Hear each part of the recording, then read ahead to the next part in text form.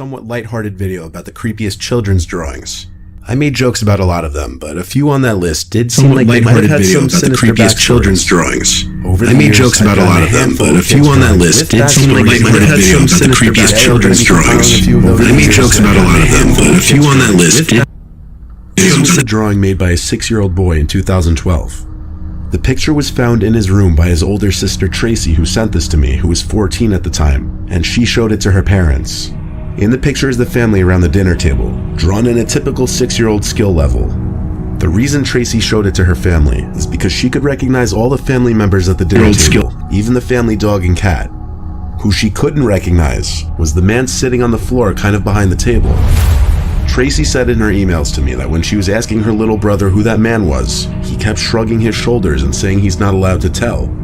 The man was drawn to be dressed in all black and has reddish-brown curly hair, as you can see. Because of her little brother's refusal to explain who that fifth person in the picture was, she showed it to her parents, explaining that he likely had an imaginary friend or was pretending to be seeing ghosts. After the parents confronted the child at dinner asking who the man in the picture was, the boy made a pouty face and shrugged his shoulders.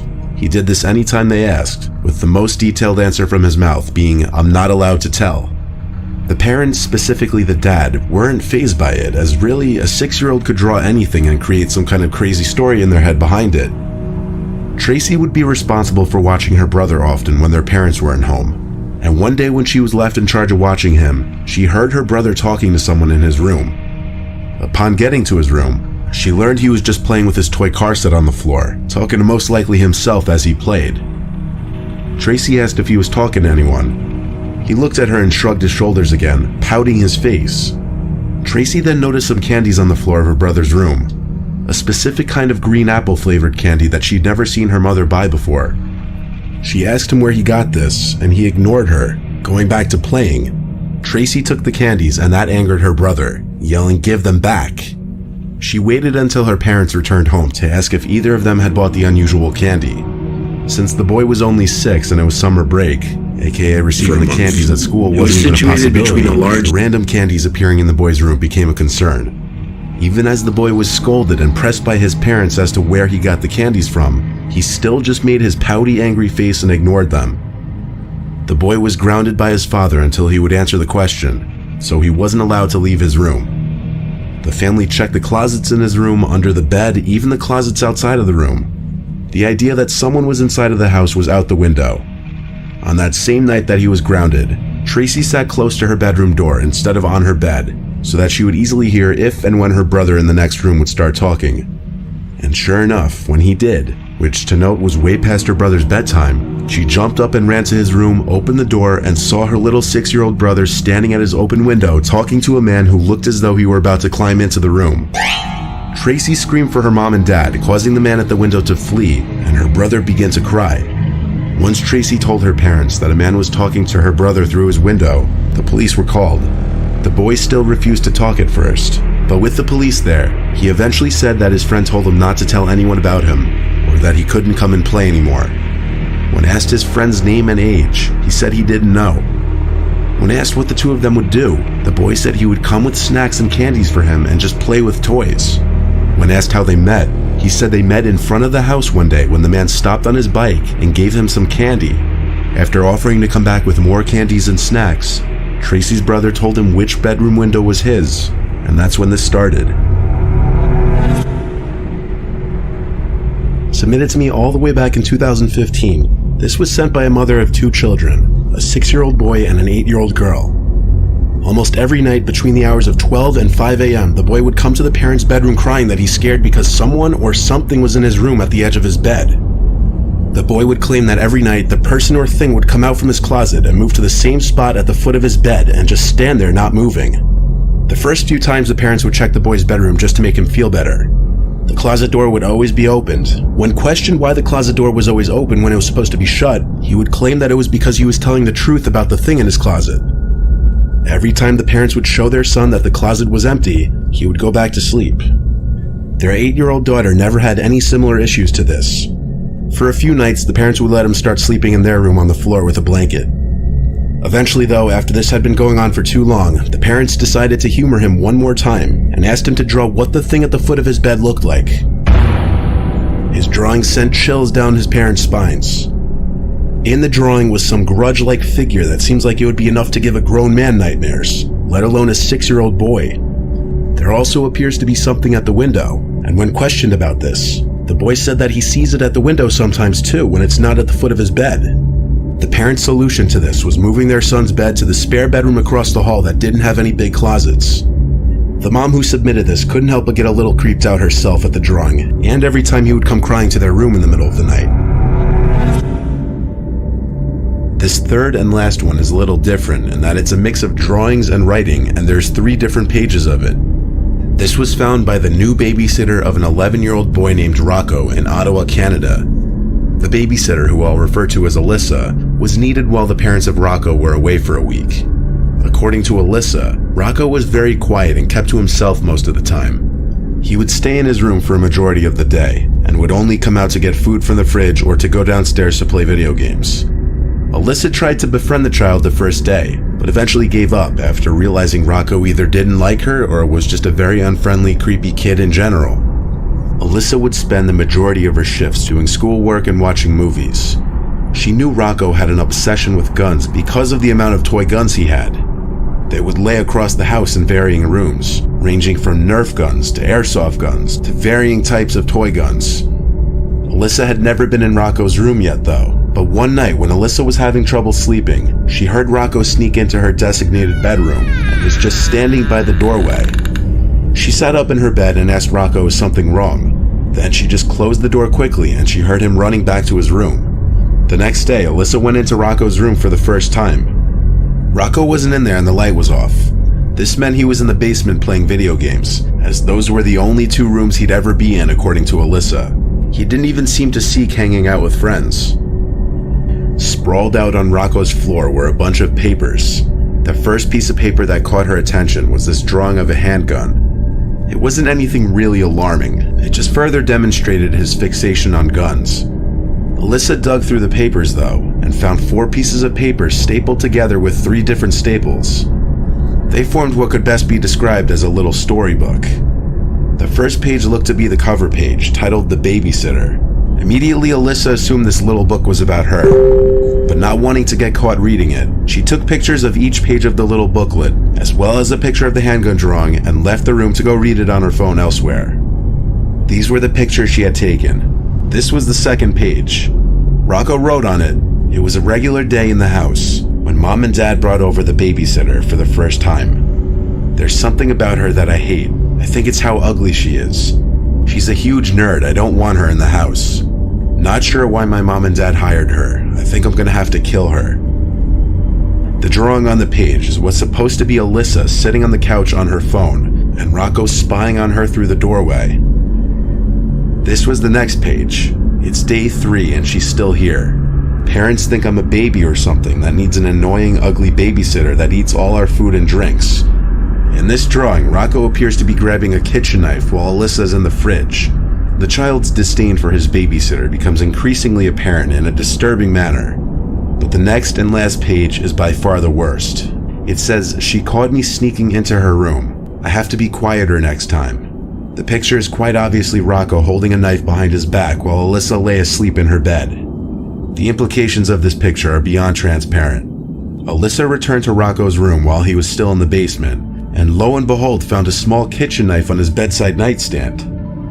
Alyssa sent the pictures of the drawings and knife to Rocco's parents and then called them. At first the parents tried to convince her he must be joking around, but they were apparently easily convinced that Rocco could have monstrous intentions. They had Rocco's grandmother take over that same day. Alyssa left the house never informing the police or any other authorities. She accepted her payment for the 2 weeks that night, and she accepted the parents' apologies, but not without recommending that they take their son to get some serious help.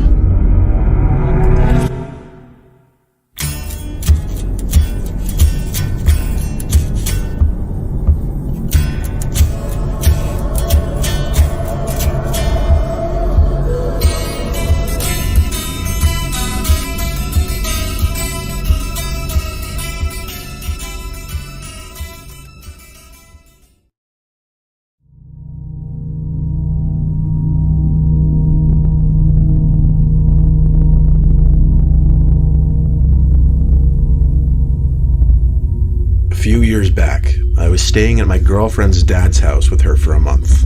It was situated between a large section of woods and a lake. Her dad owned many acres of land, including much of the nearby woods. He even had this little, I don't want to say path, but very narrow clearing in the woods that I'd like to walk through to clear my head. It was this one unnaturally foggy day that I wanted to go for a walk in the woods. I put on my boots that I'd use for hiking and told my girlfriend I'd be back in a little while. She didn't like to walk in the woods, so I'd always do it alone. Walking into the narrow clearing in the woods, I really took in how foggy it was that day. I couldn't see 15 feet in front of me. I hadn't seen it like that in years. In fact, I haven't seen it that foggy since. But as long as I'd stay in the clearing, I'd be able to find my way back. Walking through the clearing, I thought I could hear my footsteps being mirrored, as in synchronized with someone else's steps.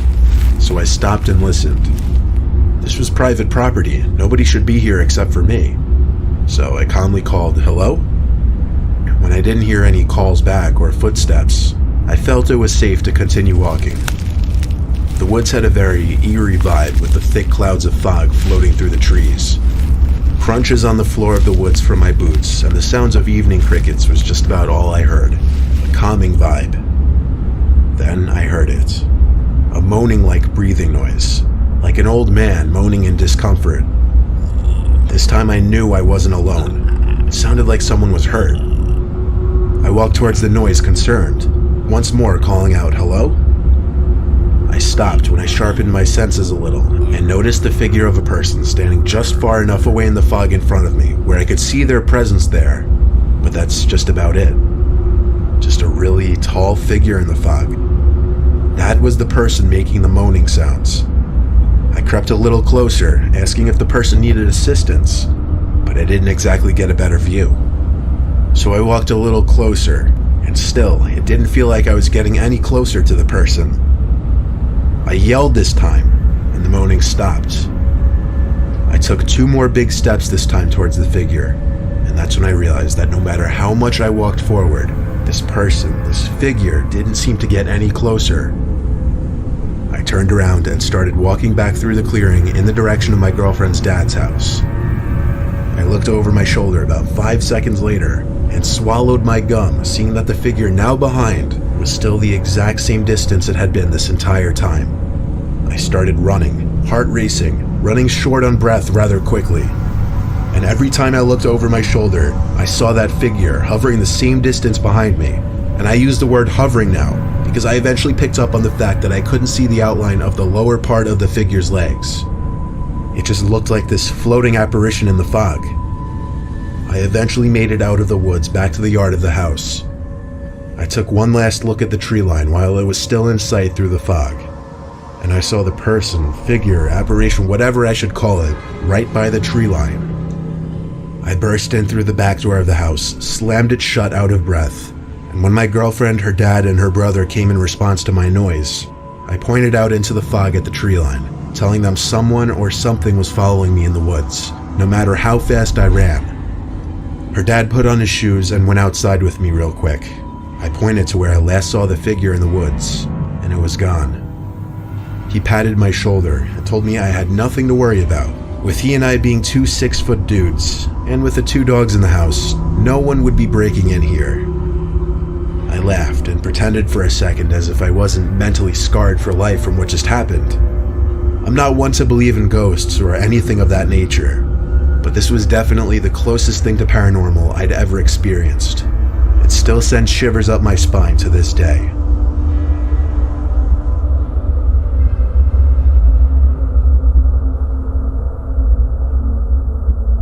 While in the process of moving from my parents' place in Staten Island to Manhattan, I was using a lot of apps like Craigslist and Letgo for new furniture. I had already gotten the apartment in Manhattan by the point of this story, but I was still spending most of my time in my parents' house while I was still finishing up furnishing the apartment. I was on the app Letgo, and I found a really cheap, nice-looking dresser that matched the rest of my furniture. I messaged the guy whose name was Jake, and he was quick with his responses. We set up a time and place to meet that night, outside his house on some dead end by a little park. He said he worked late shifts, and his only available time to meet would be past 10 most nights. That was fine for me though. I didn't have work that week. The meetup time was 10:30. I wanted to be a little early because honestly the later it got, the sketchier things would feel. I got to his house at like 10:15 or maybe earlier, but it was an intensely foggy night. I couldn't even see if there were other cars parked in the street. Literally seconds after I parked at the dead end, I got a message from Jake on Letgo saying, "You're early. Just give me a second, I'll be right out." I thought, what in the world? How did he know I arrived that second? Was he watching from somewhere in the fog? Still, I replied, okay, and looked around even harder now. I realized there weren't really any houses on this street, at least not normal-looking houses. It was an unusually secluded street for Staten Island with some small buildings that I couldn't even make out what they were for. Eventually, Jake sent me another message saying, "Come on out, the dresser's waiting out back." Out back where though? I couldn't see anything. I got out from my car while replying back to him asking where I should go. That's where the responses on the app stopped, and the yells "over here" started. I followed the voice of this Jake person through the fog. I felt as if I were in some bizarre horror scenario. Following his voice, I'd occasionally shout, "I'm coming." I walked through this narrow alleyway-like thing between these two buildings. This wasn't a neighborhood street at all. I called out for Jake as I got through the alleyway to a backyard-type area. I didn't know if it was big or small because the fog, mixed with the darkness, wouldn't let me see more than 6 feet in front of me. Jake was no longer calling out for me. It just went completely dead silent, except for the sound of distant nighttime traffic. I knew in my gut something wasn't right. I was about to make my way back out of there. "Wait, your dresser's just right inside here. Come inside." I heard his voice in front of me, but I could not see him. I didn't respond. I just started backing away towards the small alleyway. I turned around, and I could see other people standing mere feet away from me. Even through the thick fog, I could see them just standing stiff up against some wall or fence. Something bad was going on here. I began a sprint back through the way I came, and I saw and heard I was being chased by at least 3 different people. I didn't run for my truck, as I wouldn't have time to get in, start it, and do a 3-point turn. I ran down the road till I couldn't run anymore and got the police on the phone. 2 police cars pulled down the road eventually. One of them picked me up when I waved them down. We got to the location and we went to the little yard area. There weren't any people still back there. The 2 little buildings were both abandoned storefronts. The back door was wide open, but inside was literally nothing. Do I even need to say it? No dresser, obviously. I showed the officers the Let Go conversation. All I had to do was give them the account that posted it, and that would allow them to open an investigation. But somehow nothing ever came of it. I'm not sure how thoroughly the police department even investigated this. All I know is something very, very bad was going to happen to me if I went in that building.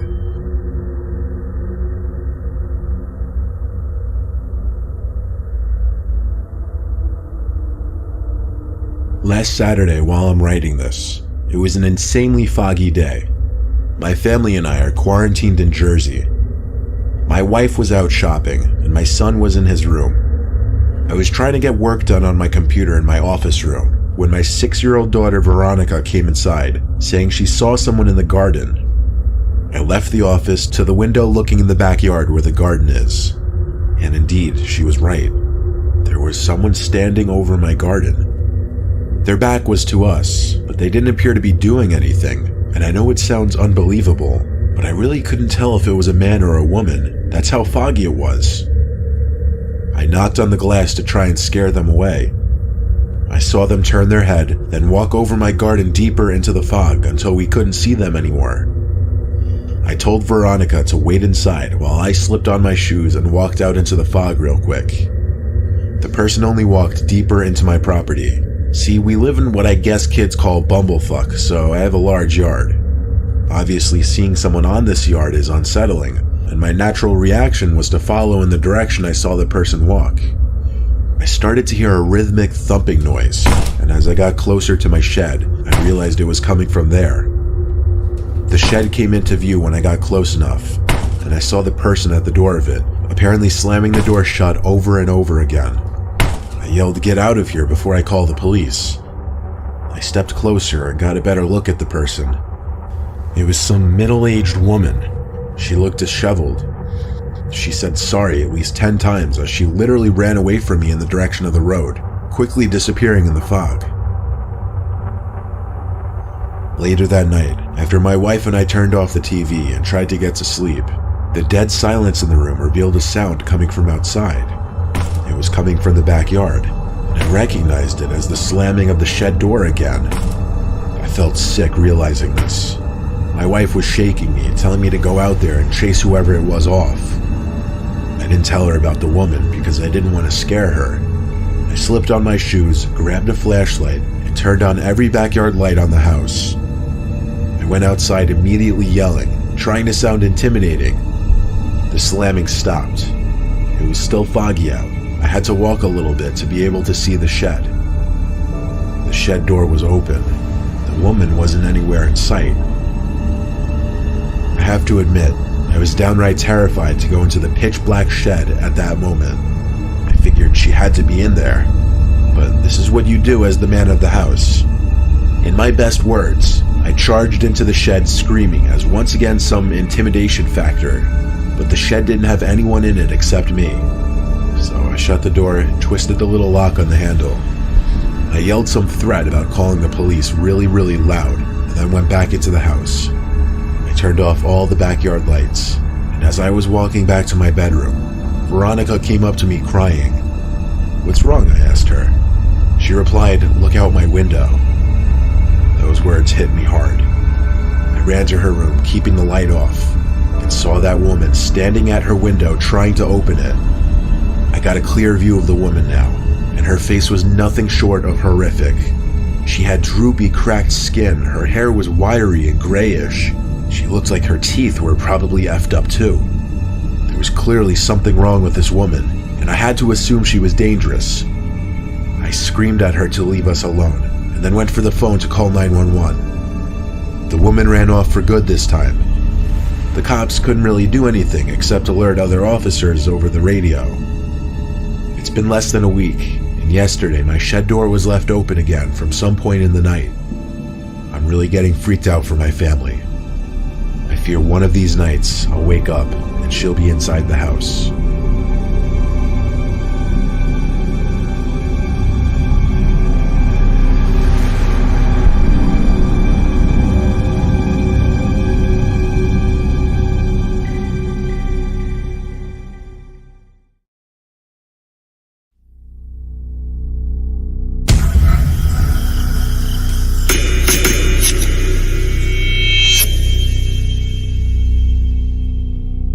I rent out my South Carolina house on Airbnb whenever I'm not using it.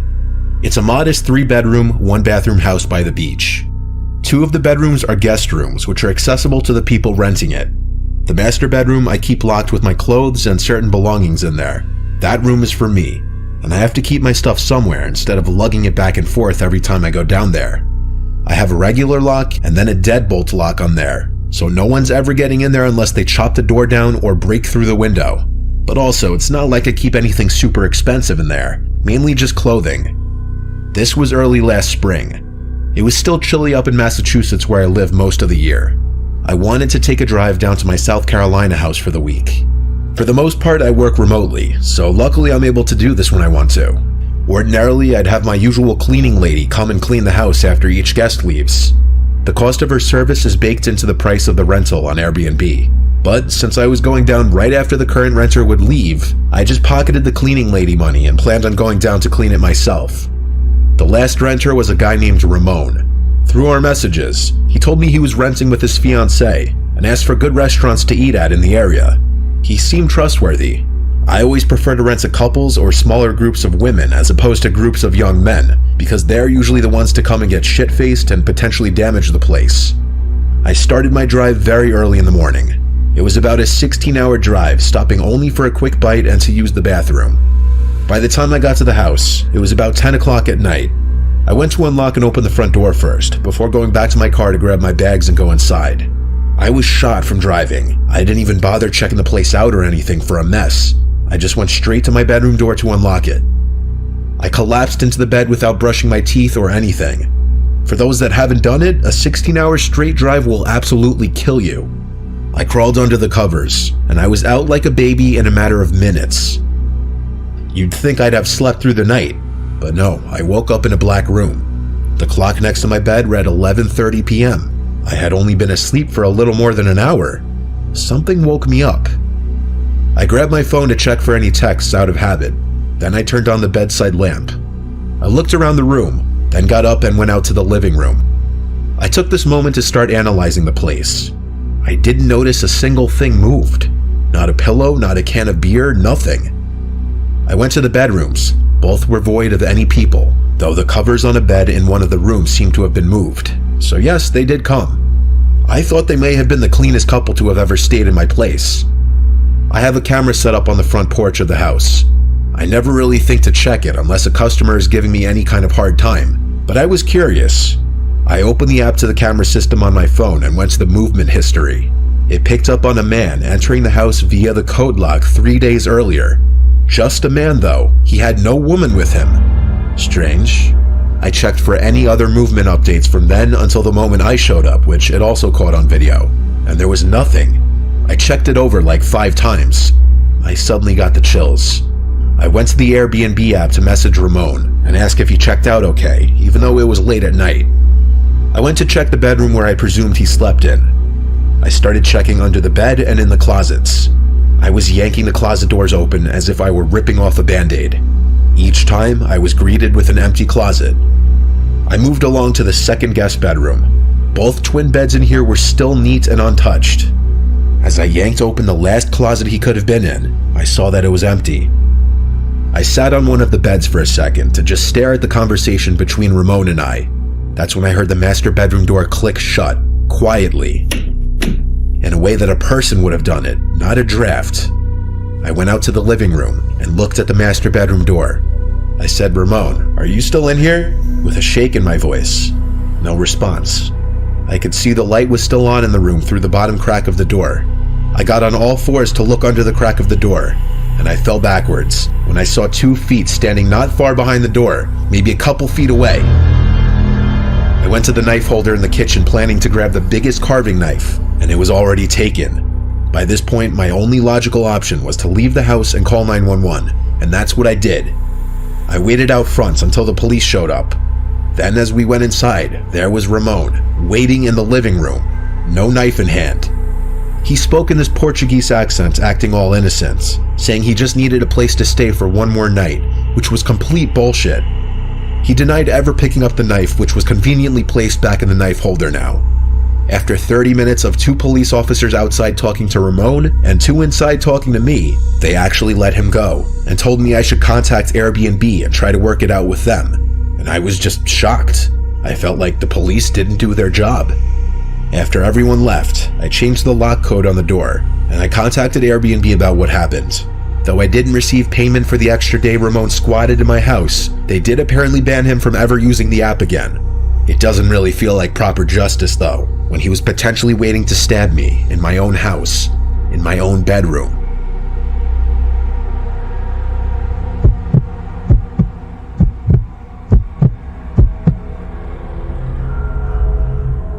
I'm 26 years old, still living with my parents. I'm not content with my job, and I'm in a relationship that I'm not too sure about. To say I've been stressed would be a monumental understatement. My mom and I were not getting along one week, and everyone was just bothering me. I wanted to escape for a weekend. I looked into little 1-bedroom Airbnbs up in the mountains, and found one for cheap.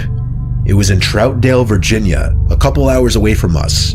And based on the pictures, it was this nice, private, and peaceful-looking little place surrounded by woods. It was the fall too, so the foliage was going to be beautiful. I told my parents I was going there for the weekend. My mom seemed overly happy about me leaving for the weekend. My girlfriend was more so just confused, finding it weird and suspicious that I was going away to some random cabin in the woods alone for a weekend. When Friday came, I packed a backpack full of clothes, toiletries, and my laptop, and I headed out for the road. It was around a 2.5-hour drive door to door. The area of Troutville was very quiet and scenic. It was a perfect escape from suburbia back home. I needed a nice weekend just to spend to myself. I was driving up a gravel road when my GPS told me I arrived. I saw an opening in the trees next to the road. The instructions the owner of the Airbnb gave me were to cut through this opening onto the grass and up the little hill. I did exactly this, and there I saw the cute little house sitting at the top of the hill. The second I stepped out of the car, I inhaled the fresh rural air, instantly feeling happy I did this. The owner told me where to find the key to the front door. I let myself in and checked the place out. It was a nice cozy living room, small kitchen, bathroom, and one loft bedroom that you had to climb a ladder-like stairway to get up into, and there was a circular window over the bed. Lots of light got into the house, which was nice. I went out to walk some of the trails the owner told me about a 5-minute drive away. On the drive back to the house afterwards, I noticed these two guys walking down the gravel road, and as my car was passing, they literally stopped in their tracks to turn and look at me as I passed. I waved and smiled, thinking they were friendly locals, but they didn't wave back. It was completely off-putting. They looked at me as if my driving down the road was a crime. I didn't look back. I turned into the entrance of the property and back up the hill. I started reading one of the books I brought with me in the living room with the fireplace going. It was incredibly cozy. The sun was on its way down, and after reading a chapter of my book, I realized I was getting hungry. I went outside to my car, about to drive to the nearest Walmart, when I noticed two men kind of running into the woods down the hill by the entrance of the property, probably in response to seeing me come outside. I wondered if it was those two guys from the road earlier. It was incredibly strange. I suddenly decided to take my laptop and backpack with me in the car while I was gone just to be safe. On the drive into town, I messaged the owner letting him know about this. He replied saying it's nothing to be alarmed about. There's a lot of teens in the area that walk around. So I dismissed it. I drove like 20 minutes to the closest Walmart since there were literally no grocery stores in the area. I picked up a few food items to hold me over, some milk, granola bars, fruit, frozen dinners, bread, and cold cuts. By the time I got back to the Airbnb, it was completely pitch black out. There were no streetlights on these gravelly roads, and with no neighboring houses, truly the only light was from my headlights. It was creepy for sure. I pulled up to the hill to the little house. It was almost hard to find in the dark. I grabbed my backpack and the grocery bag and went up to the house in the dark, using my phone's flashlight to see.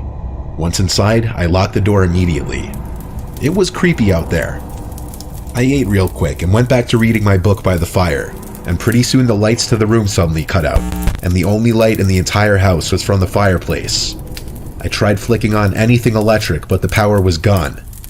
I went to message the owner again, who swiftly replied back to check the main breaker in the circuit box outside by the telephone pole near the back of the house. I didn't reply. There was no way in hell I was going out there.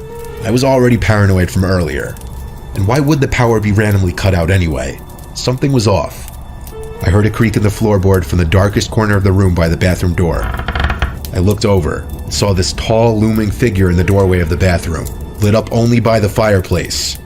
My worst fear had been realized. This was actually happening.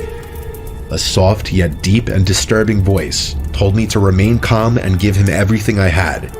I was so scared I could barely speak. I said all I had was my laptop and some clothes. He told me to empty my wallet of all my money, which I did. As he stood in the doorway, I still couldn't see his face. He told me to go into the kitchen and stay there. Moments later, I heard the door to the house close. I looked into the living room. My laptop, backpack, and money was all gone. I called 911 quietly to report a robbery. 20 minutes later, an officer arrived. I described the two guys I'd seen walking down the street earlier that day, assuming it was them working together on this. Basically, all the officer could tell me was that they'd be on the lookout for anyone matching those descriptions. I messaged the owner to tell him what happened, and he was sympathetic at first, or so it seemed. He said I could go home the next day, but he didn't want to refund me for my horrible experience. A trip I thought would be a nice detox for a stressful point in my life only made it worse. Luckily, my laptop was only like $400 and I didn't pack any expensive clothing, but it was still the scariest experience of my life. There is a small part of me that believes the Airbnb host may have something to do with it, because I still have no idea how that guy got into the house.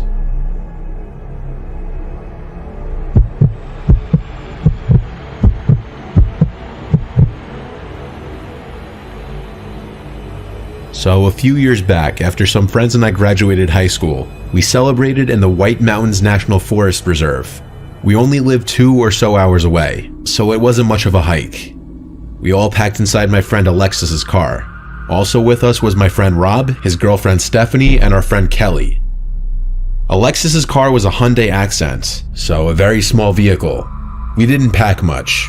We were headed to this Airbnb in Carroll, New Hampshire at the height of the summer. It was a gorgeous drive.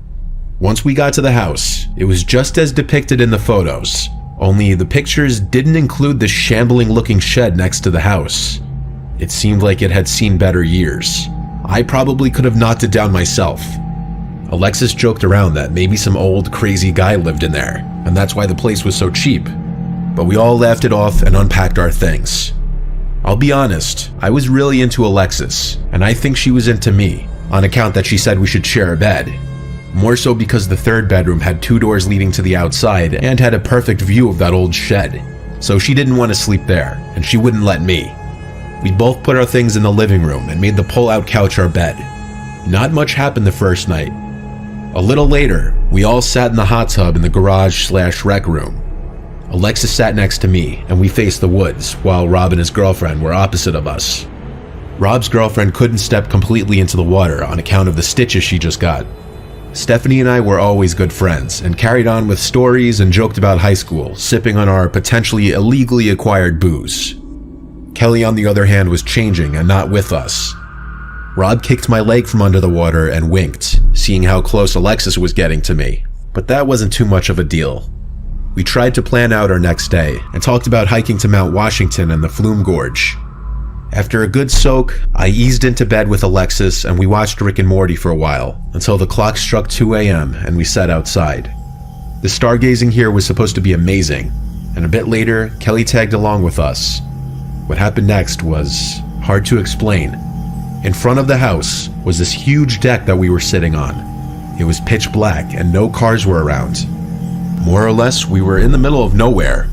No one really understands true silence until you're away from cars or planes for that matter. The sky was brightly lit, purple, blue, full of stars. Kelly hushed me one time. Just a few feet away from the porch, she heard some crunching, as if something was approaching the deck. There was definitely something walking out there. I waved it off as a raccoon or fox, until the steps sounded heavy, and I looked at Alexis. The fear began to set in as I noticed her gaze was looking towards the old shed where the footsteps had began. Quickly, I ushered the girls into the cabin and locked all the doors. I tried to explain to them that it's still possibly an animal, especially if animals had taken over that old shed. Easily, both of them calmed down. Kelly walked back into her room, and I again laid down beside Alexis. The next morning, I woke up to Rob and his girlfriend cooking breakfast in the kitchen, which was just across the room from Alexis and I. We had a big day planned out, and we did quite a lot of hiking, with most of us forgetting what had transpired last night, other than Alexis. When we came back from hiking, Alexis suggested exploring the old shed that was beside the house. Now that it was daylight, nothing that bad could happen, right? And I'll be honest, I didn't want to, but I didn't want Alexis to think I was a wuss. We opened the screen door, investigating the first room. There was an old, rickety rocking chair. Seemed it might break if I tried to sit in it. The next door had one of those brass doorknobs, but it was rusted and dented. I looked at Alexis before grabbing the door, and she groaned as she opened the door. There wasn't much to the room. The floor was dirt. There was dirt-caked windows and some trash on the floor. Alexis made a point that it smelt of cigarette smoke. It may have been the designated smoking spot in the Airbnb. We both shrugged it off and joined the others out back. Rob was starting a fire. Some typical conversation was going on. Rob poked fun at Alexis and I. The sun set and I turned off the floodlight out back to make the ambiance of our fire nicer. Some chuckles and stories are passed around, Rob and I boasting about our feats and whatnot. Then there grows a silence. That same crunching from last night is heard behind us, just against the tree line, except it was faster and headed in our direction. And just like that, there was a flash of green light lighting up the entirety of the backyard for just a moment. Whatever was running towards us halted, but my thoughts were ruptured by Stephanie's screams as she bolted towards the house. Behind us, a blood-curdling cry or yelp was heard, a deafening sound that at first we thought was a siren. I instantly stood up, yelling for everyone to get inside. Stephanie must have saw whatever it was that made that cry. In my bolt, I accidentally knocked over Kelly, who hadn't gathered the entire scene yet. I turned around to help her up. Rob was already halfway to the house. I ran to help Alexis gather our food items. Last thing we wanted if it was a bear for them to stay any longer. After that, I rushed Alexis to the back door, where Rob was waiting for us with some kind of bear spray. I already at this point had my Bowie knife out.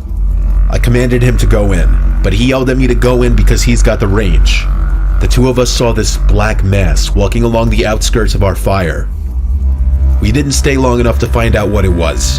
After meeting the girls in the living room, we called the police immediately.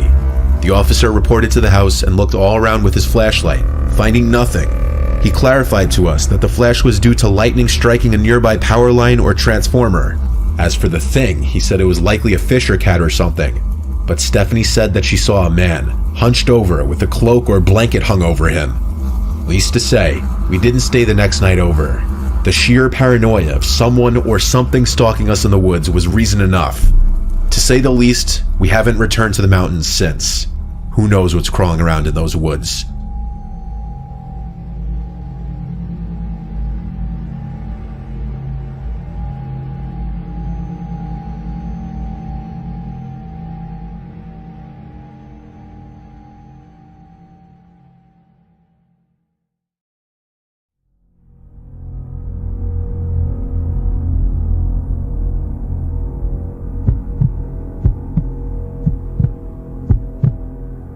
In November of 2021, I was traveling from Philly to Las Vegas to compete in a jiu-jitsu tournament. I traveled the country a fair amount, and I would normally stay with whichever teams were also competing as a way to save money. This time though, for various reasons, I had to stay alone. I booked an Airbnb not far from the Vegas Strip. I did so kind of hastily, and didn't realize that the neighborhood wasn't the greatest.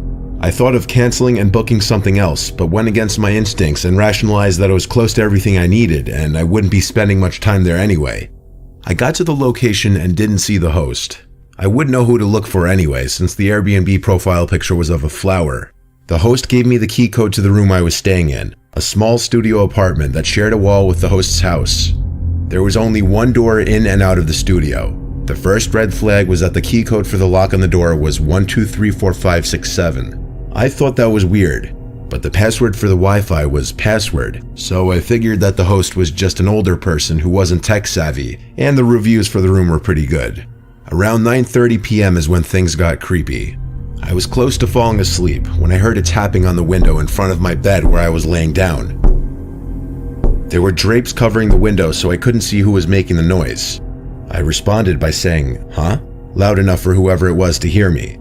A minute or two went by in silence before I heard the tapping on the window once again. I said, "Hello?" pretty loud, and it went away. I was pretty on edge at this point and immediately wrote a message to the host asking if it was them tapping on the window. About an hour went by before they finally responded saying, "I was going to bring you some water, but it seemed like you were asleep, so I left." I was still very much on edge, and I knew I wasn't going to be able to sleep. I contemplated going for a walk to the store or taking a shower just to clear my mind, but something told me to just sit tight and wait to see what happens. About 45 minutes went by. It's about midnight at this point, and I heard some noise outside. I then heard the distinct sound of someone trying the key code on my door. The attempt failed, but I could hear them trying again. This time I heard the sound of the lock disengaging. The door was unlocked.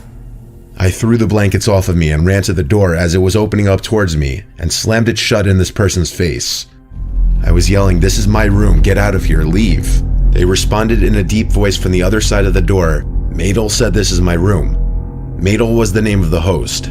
I kept responding with what I said before and called the cops. I spoke loud enough so they knew I was on the phone with the police. Police eventually came and were not surprised at all by the story I told them. They said they would hang around until I called an Uber to leave. The host was very combative and unapologetic. Their alibi for who that person was changed multiple times. When the Uber arrived, I jumped in and felt relieved to be getting out of there. It still creeps me out that I never saw the person who was opening my door.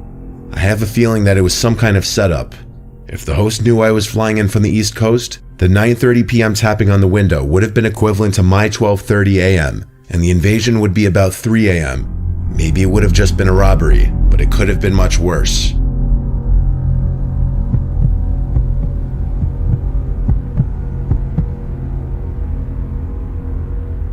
My boyfriend Sean and I went on a trip to Vermont in the summer of 2016. I booked us a stay in an Airbnb that was listed as off-grid cabin. It had a few hundred reviews with a 5-star rating, so I didn't think it looked sketchy. The cabin was an old, one-room cabin with a potbelly stove and a loft area. There was no electricity, and it was in a remote part of Vermont down an old dirt road.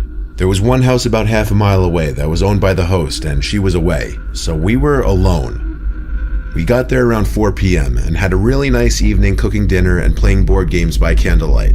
We had hiked all day and were exhausted by 10, so I went up to the loft to sleep while my boyfriend decided to sit outside and smoke.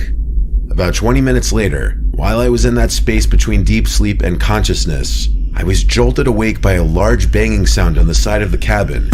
Before I could yell down, Sean yelled up to me asking if that was me. Confused and feeling like I must be dreaming, I groggily yelled, "No, was that you?"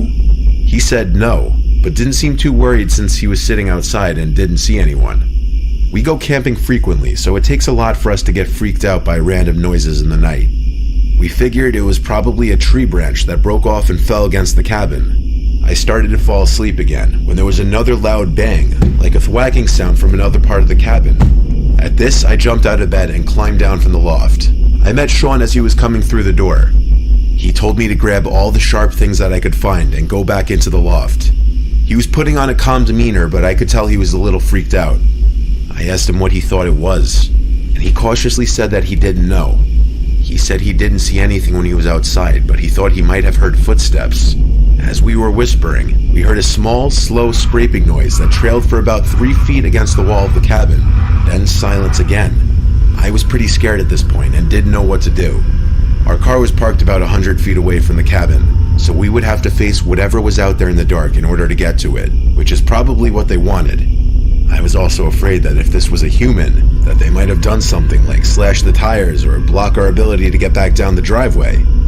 Sean told me to stay very quiet and go back up to the loft while he sat downstairs and waited. He had a hunting knife and a large stick, and I had a few steak knives, but otherwise we were sitting ducks.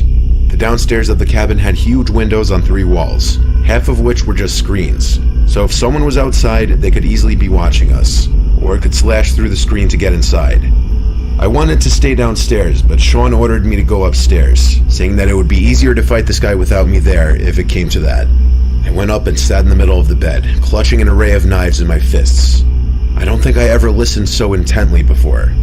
Sean yelled out hello to see if he could get any response, or perhaps scare it away if it was an animal. We heard nothing for what felt like 20 minutes. Then the scraping sound came back, much louder, like someone was dragging a rake or a hoe across the side of the cabin. I heard clear, methodical footsteps trailing off around the side of the cabin. Sean then came up to the loft and pulled the ladder up. He said he didn't like how they could see him, but he couldn't see them, and if they came in the cabin, he could at least get the jump on them from up here. We sat on the bed in silence. I was looking at him in terror. It was probably around midnight at this point, and I realized that we were going to be stuck in that cabin until morning. The noises continued and intensified. There was more banging that seemed to be coming from all different sides of the cabin. Intermittently, the scraping returned. This could not have been an animal.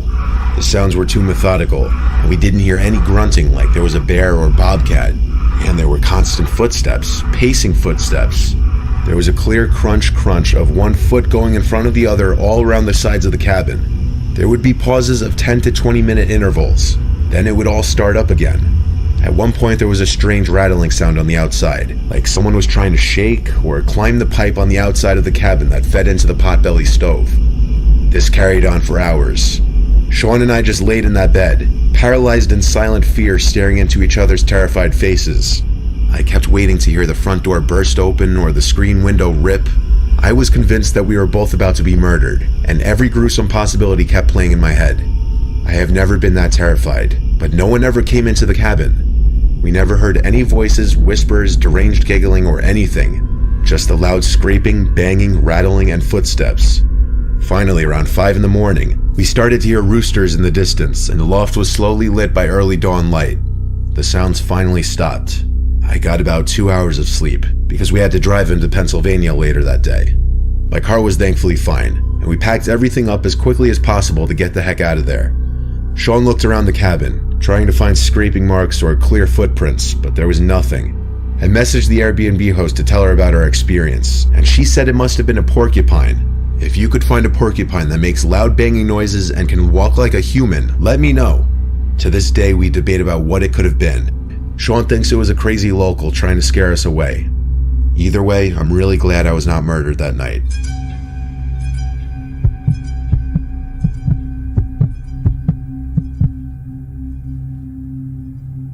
I once booked an Airbnb by myself in an area in Arizona that I had a job interview. Since it was so far from home, I made a short trip out of it. I went with this one specific Airbnb because it was much cheaper than any hotels I could find. It was about half an hour away from where I'd be interviewing for, which was fine with me. It was off some dead-end, secluded road and had a nice view of the desert in the backyard.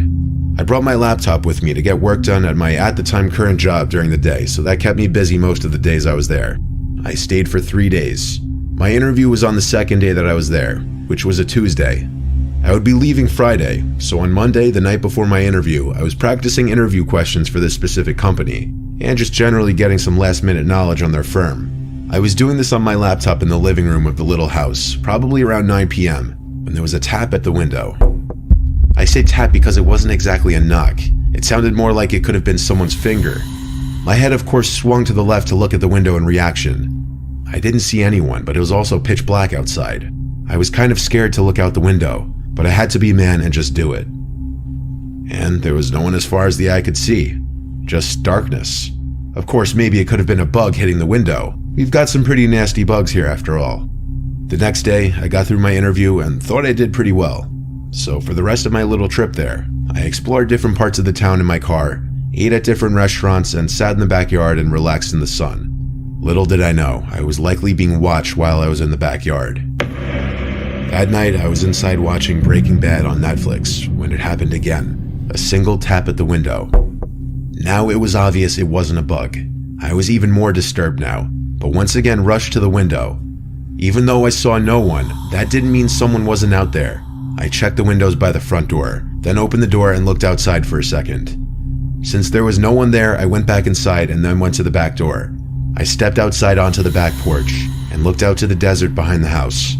Silence and darkness, and then I heard a click.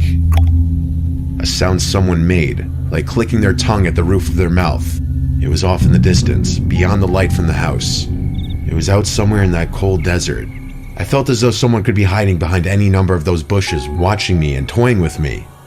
I yelled out, and almost as if they did it in response, there was another click. I pinpointed the direction it came from and looked that way. I could see someone now, standing not too far away, dressed in dark clothes, blending into the darkness of the desert. I started walking a little closer, then stopped, realizing I didn't want to get any closer to that person. I called out, "You're on private property. I'm going to call the cops if you don't leave." And I saw the person eerily quickly walk away. I theorized it was the Airbnb owner, but obviously that was a stretch and I didn't really know what to actually think. The night following, I was in my bed on my laptop watching Breaking Bad again before going to bed. I think I watched 2 episodes, so I was doing this for about an hour and a half. I didn't hear any noises in the house, though I was definitely giving thought to that encounter from earlier while watching the show. When I finally turned off the light in the room and tried to fall asleep, within 10 seconds, there was a click sound again, muffled from the inside of the closet. I looked at the closet door, which was open just a crack. Then, a pretty natural response, I sprang off the bed, still in my PJs, and ran to the car. I sat in the driveway with the car running, and I called 911. I stared at the house as I spoke to the dispatcher, waiting to see if someone would come out, because all of my stuff was still in there. A police car arrived, and upon entering the house, we did a quick investigation of the house together. It was very small with not many places to hide. Conclusively, I still packed my stuff and left that place that night for a nearby hotel. I contacted both Airbnb and the host, and I was only able to get a partial refund for my stay. I still think it may have been the host of the Airbnb. I mean, who else would have access to the house? There were no signs of forced entry, which leads me to believe whoever it was may have had a key. But maybe I'm wrong. Maybe it was a stranger who snuck in at an opportune time.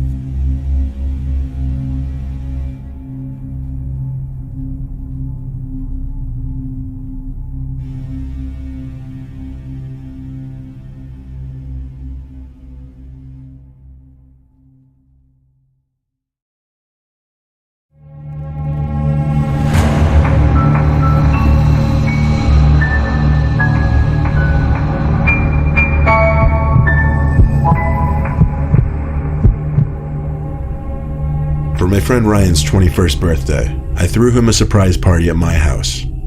I invited all of our friends in our group, plus some acquaintances and friends of friends who were brought along. My parents weren't home for the night, so it worked out nicely.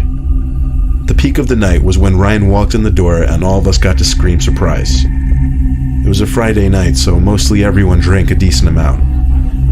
I tried not to get too drunk, just so I could stay alert in case anyone was doing something dumb in my parents' house.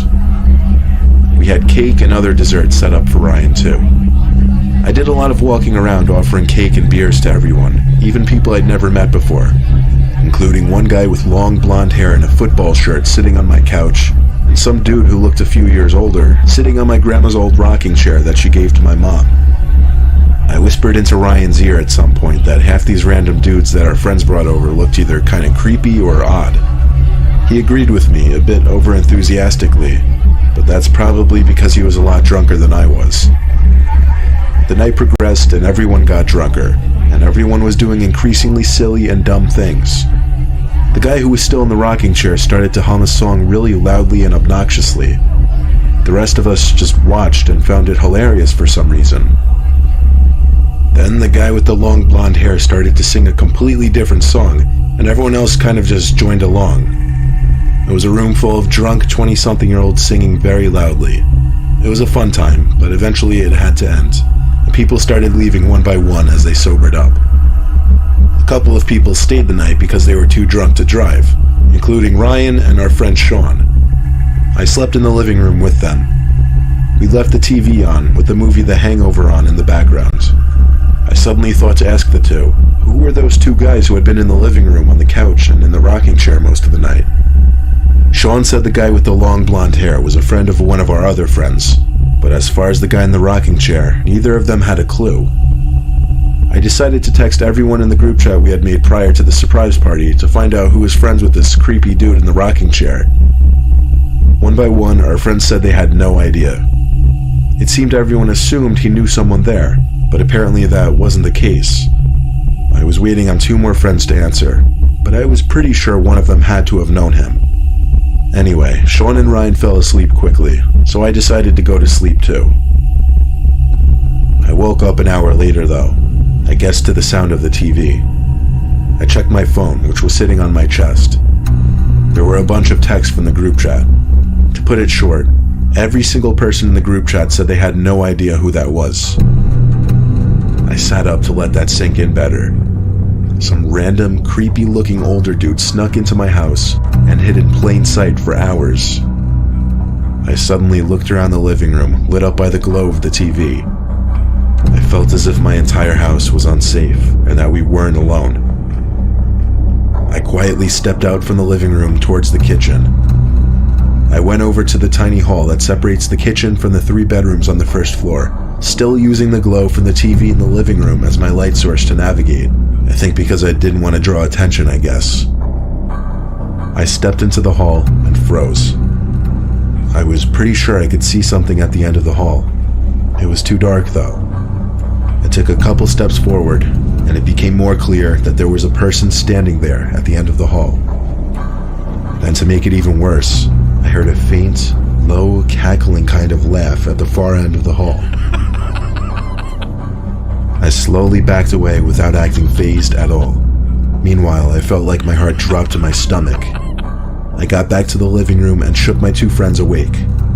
I whispered to them that someone was in the house with us. I got on the phone with the police and talked as low as I could into the phone so that the woman on the other end could still hear me. And as I was on the phone, I saw the creepy guy from earlier, the guy who was on the rocking chair all night, suddenly walk out to the living room, look at us sitting there, passed us, and walked out the front door. I was literally frozen. I think my friends were too. I told the 911 operator that the intruder just left my house. She said lock all the doors and we should be fine. A cop came by for a few minutes just to check in. After he left, my friends and I found a trail of blood stains on the carpet in the hallway. The stains led to the end of the hall, where I saw him standing. Then it just stopped. Needless to say, no sleep was had that night.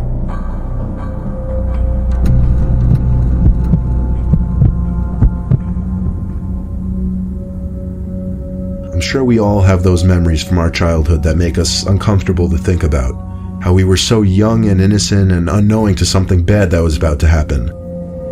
I was in the first grade. It was either a Friday or a Saturday night. All I know is we didn't have school the next day. My friend's mom set up a little party for his birthday at a local bowling alley. All his friends and their parents were there, and we were sectioned off into different lanes to play with different groups. I wasn't having a lot of fun, mainly because I stunk at bowling, and still do to this day.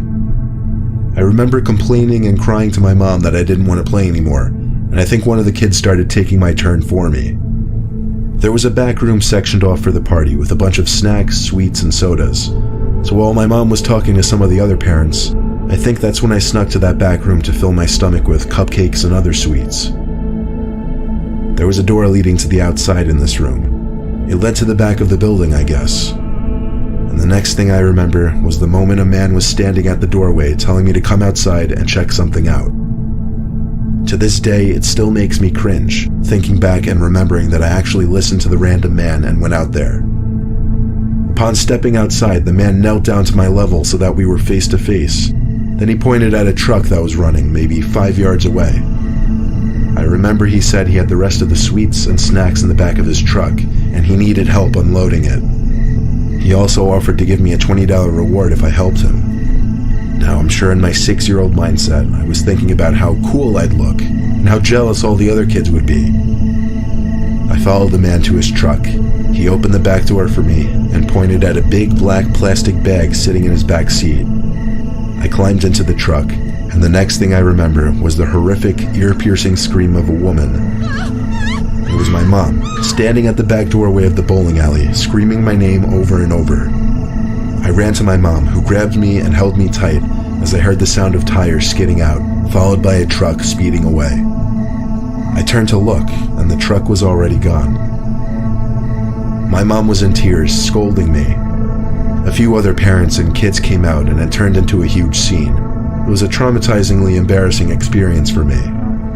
The bowling alley had to shut operations for the night, and the party had to be cut short. I've asked my mom about this story so many times. She said the police arrived after my dad picked me up, and my mom told the police everything I told her. She also got a decent look at the man and his truck, so she gave a description to the police as well.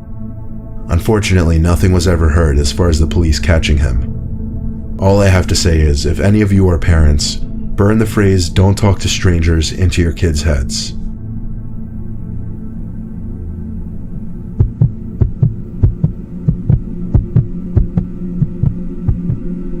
For my son's 12th birthday, my wife and I threw him a little party in the backyard. We invited the whole family, as we usually did for any of our kids' birthdays, and let him invite all of his friends too. We live in rural New Jersey, so our backyard connects to forest on 2 sides. We also have a pretty big property, which allowed us to space out a bunch of tables on the grass with food and refreshments. The little party went into the night. Most of our guests left, but closer family and some of our friends stayed late. It was probably 8 o'clock. The mosquitoes were out in full force, so I decided to run over to the shed at the far end of the backyard by the woods to fetch the tiki torches. I grabbed like 6 torches and set them on the grass while I went back in to look for fuel. However, while I was in the shed, I heard steps in the woods. I stopped what I was doing to take a look out there, but honestly, it was just too dark to see out into the woods. After finding the fuel, I went back to the part of the yard everyone else was at and pitched the torches into the ground. The 6 torches gave off a decent amount of light while keeping us safe from the blood-sucking pests. There were about 6 kids left, including my son, and they all wanted to play hide-and-seek in the woods. My wife and I allowed it, just making sure to tell them to stay close to the tree line. My son and his friends went to play their little game in the woods, which left the rest of us to sit in peace for a little bit. It was a solid 15 minutes of talking with relatives and hearing the kids laughing and yelling in the near distance out in the woods. But all of a sudden, the yelling turned to screams. Concerning sounding screams from the kids. All of us looked at each other, sitting up in concern. The kids one by one came running out of the woods, yelling that there's something in there. We don't have bears or any big predatory animals around here, so that was not the first thing we assumed it to be. I told all the kids to stay near the patio area. My brother Dom and I, being the biggest men there, decided to go investigate. We took a couple flashlights and off we went into the pitch black woods. The only sounds we heard around us were crickets and other night bugs. So we went deeper, and that's when we started to hear something else. It sounded like an animal at first, but as we followed the sound to get closer, the sound started to become more human-like. We continued to walk, and we agreed we both had the feeling that we were being watched, like stalked. I put my arm out to stop Dom. Standing in the silence now, the best way I could describe the sound we were hearing was a moaning, angry kind of sound. It sounded human, but it was a bizarre sound. Then, a few cracks of the leaves on the ground ahead of us. We aimed our lights over there, and there was someone or something behind the tree. The moaning sound stopped. Dom stepped forward and called out. What happened next was textbook horror movie stuff. A scream, so loud, so blood-curdling, so inhuman, filled the air. I'm sure it could be heard for miles. Dom and I turned and booked it back to the property. We waved at everyone to go inside when we made it back. Dom got on the phone with the sheriff's department. They said it was probably a wild animal. We wanted to insist it was a human, but we honestly couldn't. We to this day don't know who or what we saw and heard in those woods, but it was definitely stalking us and the kids when they were playing hide and seek. And that scream we heard, it just didn't sound human to us.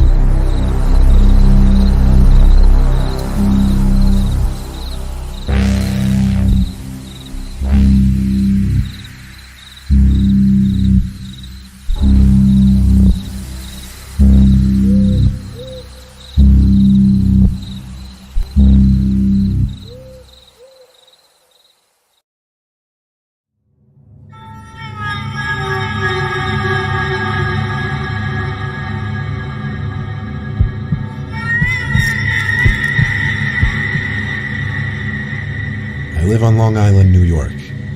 When I was a kid, our block used to throw a yearly block party. I had a few friends on the block that were in my grade, Mike and Danny.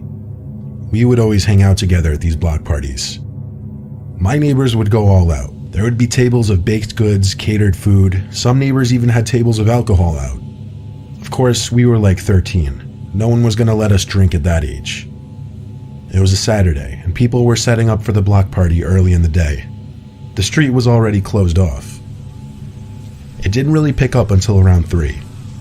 The three of us invited some other friends to come, and most of the day we were just messing around on the blow-up attractions or just eating people's baked goods. Eventually, some of our other friends left and it got dark, but the party wouldn't end until late at night. Danny and I started joking about how I could beat him at MLB, and while Mike and one of our other friends named Steve were somewhere else on the block, Danny and I decided to take a break from the block party and play each other in MLB. About an hour later, we went back outside to look for Mike and Steve. We ran into Steve, who said Mike went into his house like forever ago and didn't come out. So we walked through the block party down to Mike's house and saw his parents, who told us he went inside. We saw his bedroom light was on and he was standing at his window. We started waving at him to come down. It didn't seem like he even noticed us though. Screaming over the blasting music would be kind of useless, so instead I said let's just go inside his house. We walked over to the stoop and tried the door, but it was locked. So we went around back to try the back door. This one was actually unlocked, so we let ourselves in to find Mike and tell him to come back outside. Naturally, we went right up the stairs towards his room. His door was cracked open, and naturally I went to push it open expecting him to be in there. Instead, there was this tall man standing by the window looking outside. his hands resting on the windowsill. I backed up away from the door, frightened but more so confused. I knew Mike's family and I had no idea who this guy was. I backed away from the door and signaled for the other two to be quiet. I told them to go downstairs in as quiet a voice as I could. We didn't know if that was one of Mike's relatives or not, but either way, it was rude of us to barge into Mike's house like that, and we didn't want any relatives we didn't know to catch us. We left and went outside back to Mike's parents to ask who the man inside at the window was. They looked up at the window of their son's bedroom, and Mike's mom let out a short scream, followed by his dad running towards the house to unlock the front door. We watched as the man standing at the window turned and disappeared, as we stood there waiting in anticipation. A crowd started to form, and it became a scene as people were asking what was going on. 5 minutes later, Mike and his dad came outside to the crowd. He had already called the cops. Mike was apparently hiding in his closet after he saw a random man from his room walking up the stairs. The block party was shut down early, and the cops pulled up briefly. They searched the house with Mike's dad, but couldn't find a man anywhere. I remember going home that night scared shitless, and I could only imagine at the time how scared Mike must have been. I woke up in the middle of the night and my mouth was really dry, so I went downstairs to get some ice water. As I shut the fridge, I noticed something through the curtain in the kitchen. There's a light on the side of the house above the kitchen window that stays on all night, and it was exposing some shadow that wasn't usually there, shaped like a person. I knew better than to lift that curtain. I went straight to my parents' room and woke my dad up, who heard about the event that took place earlier down the street. He came down to look, but when we got to the kitchen, the shadow outside the window was gone, which confirmed it was a person. My dad went outside to run around the property real quick, finding no one. I don't know if he fully took me seriously and believed I saw a shadow, because for some reason he didn't want to call the cops. I like to think I'm pretty sure that was the same man outside the window that night. What were the chances there could be such a coincidence that same night? I slept with one eye open that night.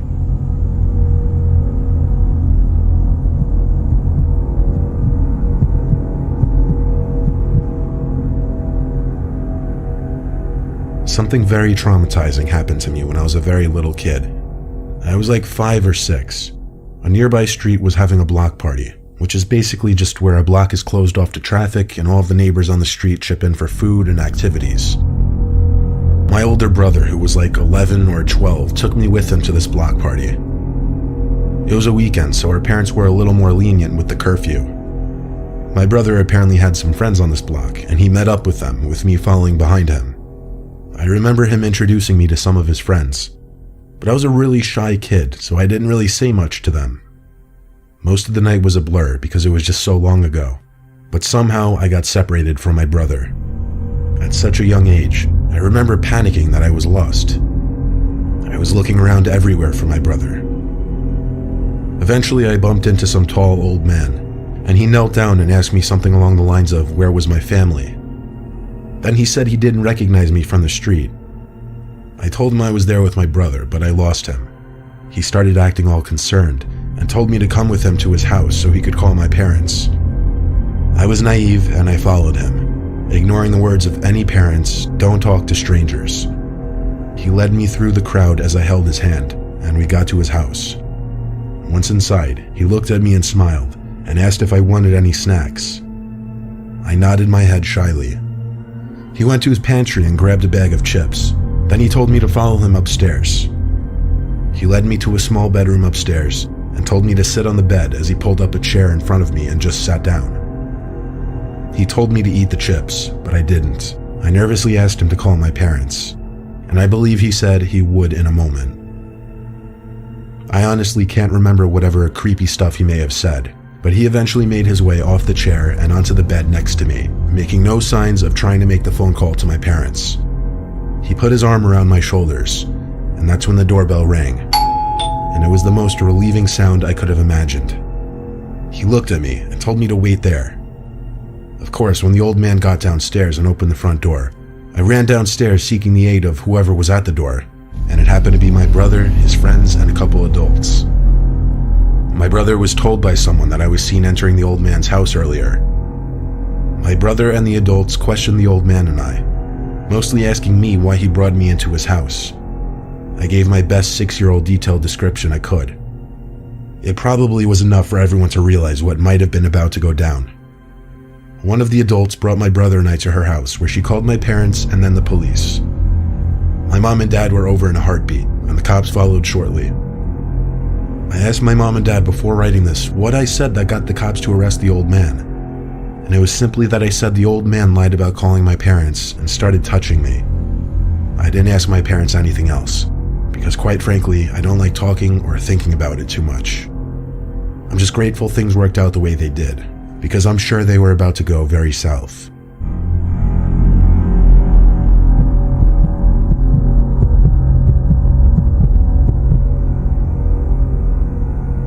My block had a block party in 2017. It was the first and only one ever to date.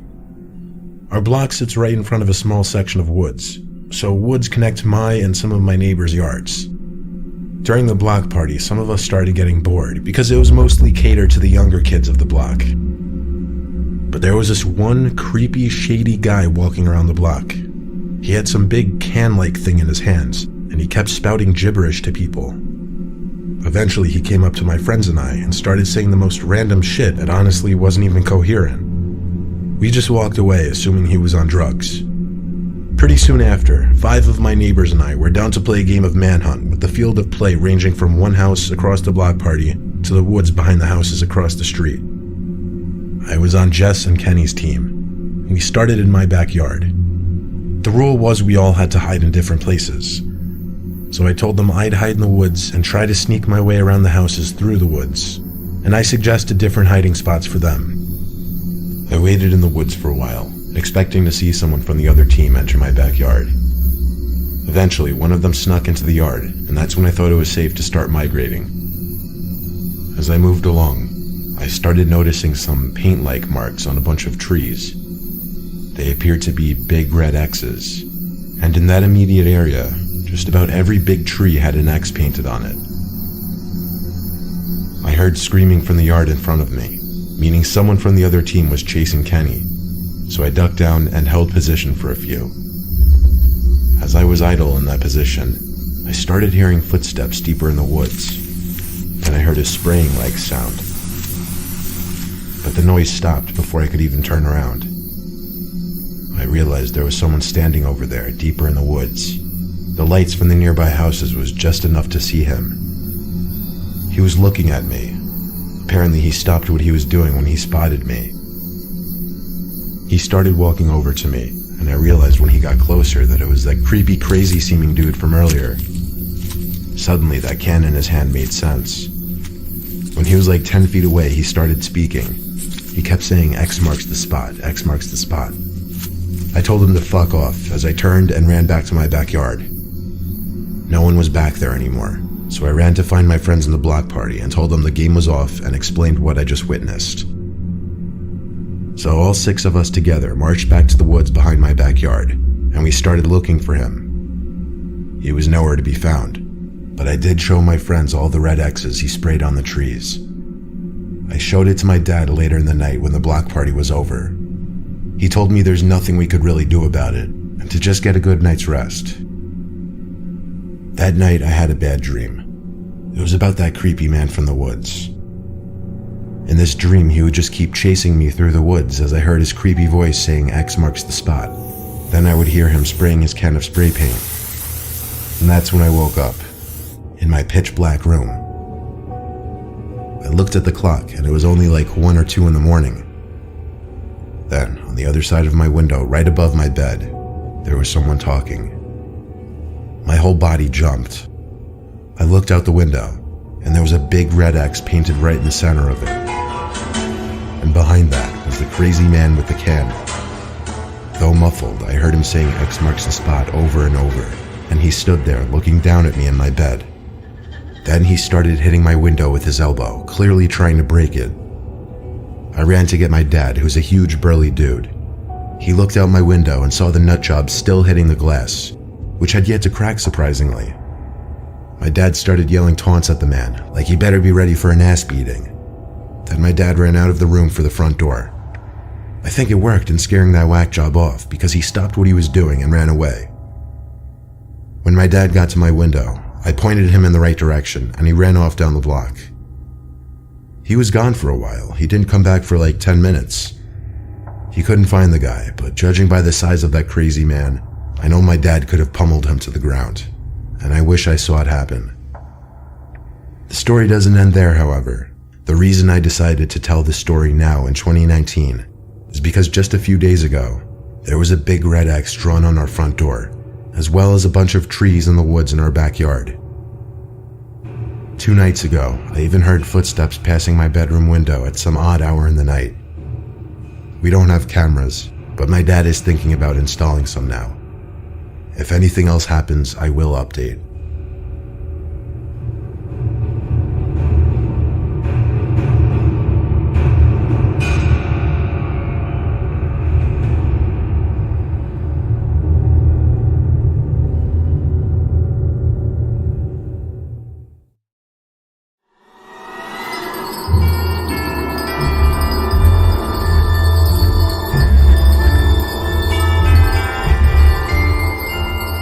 It was a cold December night a week before Christmas. My family always does Christmas in our Hamptons, New York summer house. The Hamptons are always quiet this time of year, as a large chunk of the real estate there is owned by rich people who have 2 or 3 other houses elsewhere in the country. My dad and I were at the house first before the rest of my family, as my mom and sister still had work until the next weekend. My dad was retired at the time, and school was over for winter break for me, so we wanted to just go to the Hamptons house early. We all have our own bedrooms in this house, which sits on a quiet dead-end road. My dad turned on the heat and water and all that stuff that he always has to take care of when we return for the first time in months. I brought my PS3 to play in my room. I spent most of the first day there playing video games. On that first night we were there was a big snowstorm, another reason we wanted to come early, to beat the crappy road conditions that would come for days after the storm. The next morning when I woke up and went out to the kitchen, my dad asked me when I built the snowman. I responded, "What do you mean?" He said the snowman in the backyard. I went to look out the window, and there was at least 2 feet of fresh snow. But there was also a snowman sitting in our backyard. It had 2 sticks for arms angled up into the air, and it had eyes and a smile carved into the head. The eyes and mouth side was facing the window. I said to my dad I didn't build that. My dad laughed and said, "Must be the neighbor kids." My dad thought it was an innocent joke, so I did as well. The next night is where things got bad though. I was in bed asleep and suddenly woke up to a distinct thump on my window. I was terrified. I pulled the blankets over myself to hide, to not be in view of whoever might be out there. But after 5 minutes, I started to wonder maybe it was snow that fell off the roof and blew into the window. I got up to peek out the window. I screamed because at first I thought what I saw was a person, but it was actually another snowman standing right outside my window. There was an angry frown on this one instead of a smiling face.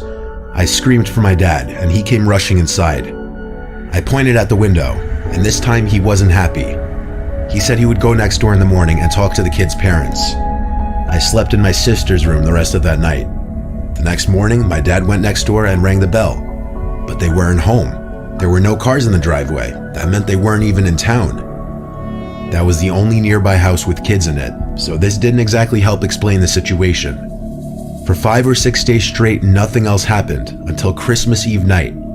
The rest of our immediate family, plus all 4 of our grandparents, were now in the house. We were in the living room. This was before dinner, but it was already dark out. Someone knocked on the front door instead of using the doorbell. We weren't expecting any other family. I started to get nervous.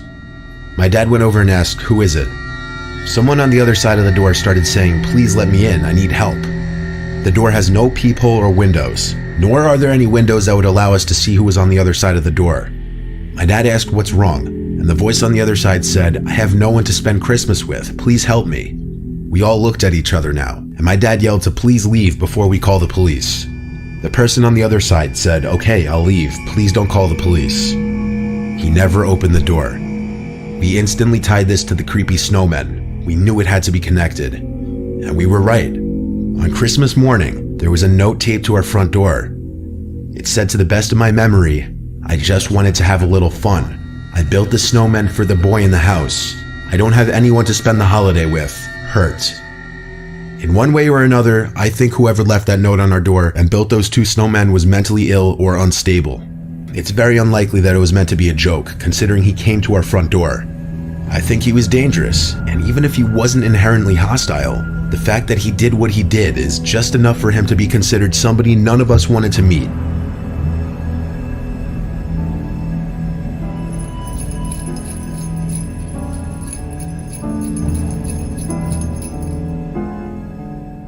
It was Christmas of 2016. My name is Andre, and at the time I was 21 years old. Our family was all at our Uncle Joshua's place for the holidays. Well, it was Christmas Eve. My immediate family, plus my cousins and other close family, decided let's go to my uncle and aunt's place in downtown Miami. We come from Connecticut, so we're not used to warm weather around the holidays. It was Friday, the day before Christmas Eve. My brother Nico and I, being young single males and being in Miami, wanted to go out. We were hearing about a bunch of Christmas-themed parties going on at clubs and bars. Nico was 18 at the time, but he had a fake ID, so we figured he'd be alright. We went to this one club on Miami Beach that was having a Christmas-themed event. Mostly everyone online was wearing Santa hats, so it felt festive. But it was all a waste of time because at the front of the line, the bouncer not only told us it would be $100 to get in, but he also called Nico out on his fake ID. So we tried a bar not too far away, and we got into this one. There were some people wearing Santa hats here too. I guess that was expected on the weekend of Christmas. While we were at the bar, this older woman started talking to Nico. I overheard most of their conversation. The woman appeared to be mid-40s, and I heard her keep telling my brother how she has such a thing for younger guys with Hispanic accents. To be honest, it sounded kinda creepy and weird, but Nico was probably blinded by the fact that a woman was hitting on him. I just let him do his thing. The woman was wearing a blue Santa hat and had on a sexually provocative Christmas sweater. The 2 of them were talking for so long that I ended up making friends with the guy sitting next to me at the bar. Then suddenly Nico patted me on my shoulder and said he's gonna leave with the woman. I told him alright. I was happy for him, I guess. I stayed at the bar not much longer after that. Then I just called an Uber back to my uncle's, assuming Nico would be spending the night with the woman. I was mid-Uber ride when my phone rang. Nico was calling me. I picked up to static. It sounded as though maybe he pocket dialed me, but I heard a male's voice in the background that didn't sound like my brother. And then suddenly another male's voice could be heard yelling. I said Nico's name over and over trying for acknowledgement, but the call eventually disconnected. Obviously this was a pretty concerning phone call. I was under the impression he was alone with a woman. I tried calling him like 10 times, and finally someone picked up. But it wasn't Nico. It was the voice of some older man with an extremely deep voice. When I asked who this was, he said he found this phone on the sidewalk. I asked him if he could drop the phone off at my uncle's place or if he could meet me somewhere. He didn't answer that. I just heard talking in the background, and then I heard screaming. It was Nico's voice in the background screaming my name, screaming help. Then the call disconnected. I asked the Uber driver to pull over as I was freaking out trying to call anyone in my family. It was late, no one was picking up. I explained the situation to the driver, and he advised I call the police immediately. That's what I did. The police came to my uncle's place, where I woke my family up, informing them that Nico was in trouble. I had to give my best description of the woman's appearance from the bar and what time he left the bar. Then my dad and I, along with the police, went to the bar that we were at, and it was then that I got a phone call from a random number. It was Nico. He was out of breath, gasping into the phone, explaining that he was kidnapped and barely escaped. He was currently using a stranger's phone. All of us went to Nico's location, which was a sketchy street somewhere in North Miami. When we found him, his face was a bloody mess. He had 2 black eyes, and all of his possessions that he had on him were stolen. He gave his whole story. He left with the woman who claimed to have called an Uber or Lyft. When the alleged ride arrived at their pickup point, which was in some quiet back alley area, Nico found out once inside the car that it wasn't in fact an Uber. It was a trap. There were 2 men in the car who immediately held him down and threatened to shoot him if he didn't keep quiet. They started to drive for a while, and during this time, one of the men called my number and they threatened to harm him if he yelled out anything, which he did, and that explained the bloody face and black eyes. They broke his phone, took his wallet, keys, and whatever else was on him. As the car was stopped and he wasn't being held down anymore, he ran for it out of the car. They didn't chase him, the car just sped off and disappeared. He said he believed they were going to kill him and dump his body somewhere if he didn't run. Police apparently were never able to identify the woman who appeared in the video footage from the bar. Nico said none of the men were wearing masks, more of a reason he thought they'd kill him. This completely ruined the entire holiday weekend, but we were all just happy he was alive. On Christmas night, we were all awoken to Nico's screams in the middle of the night. He was screaming, "She's in the house." I woke him up from whatever nightmare he was having. I have to say though, him screaming "she's in the house" made me think back to her creepy smile and made me sleep with one eye open that night.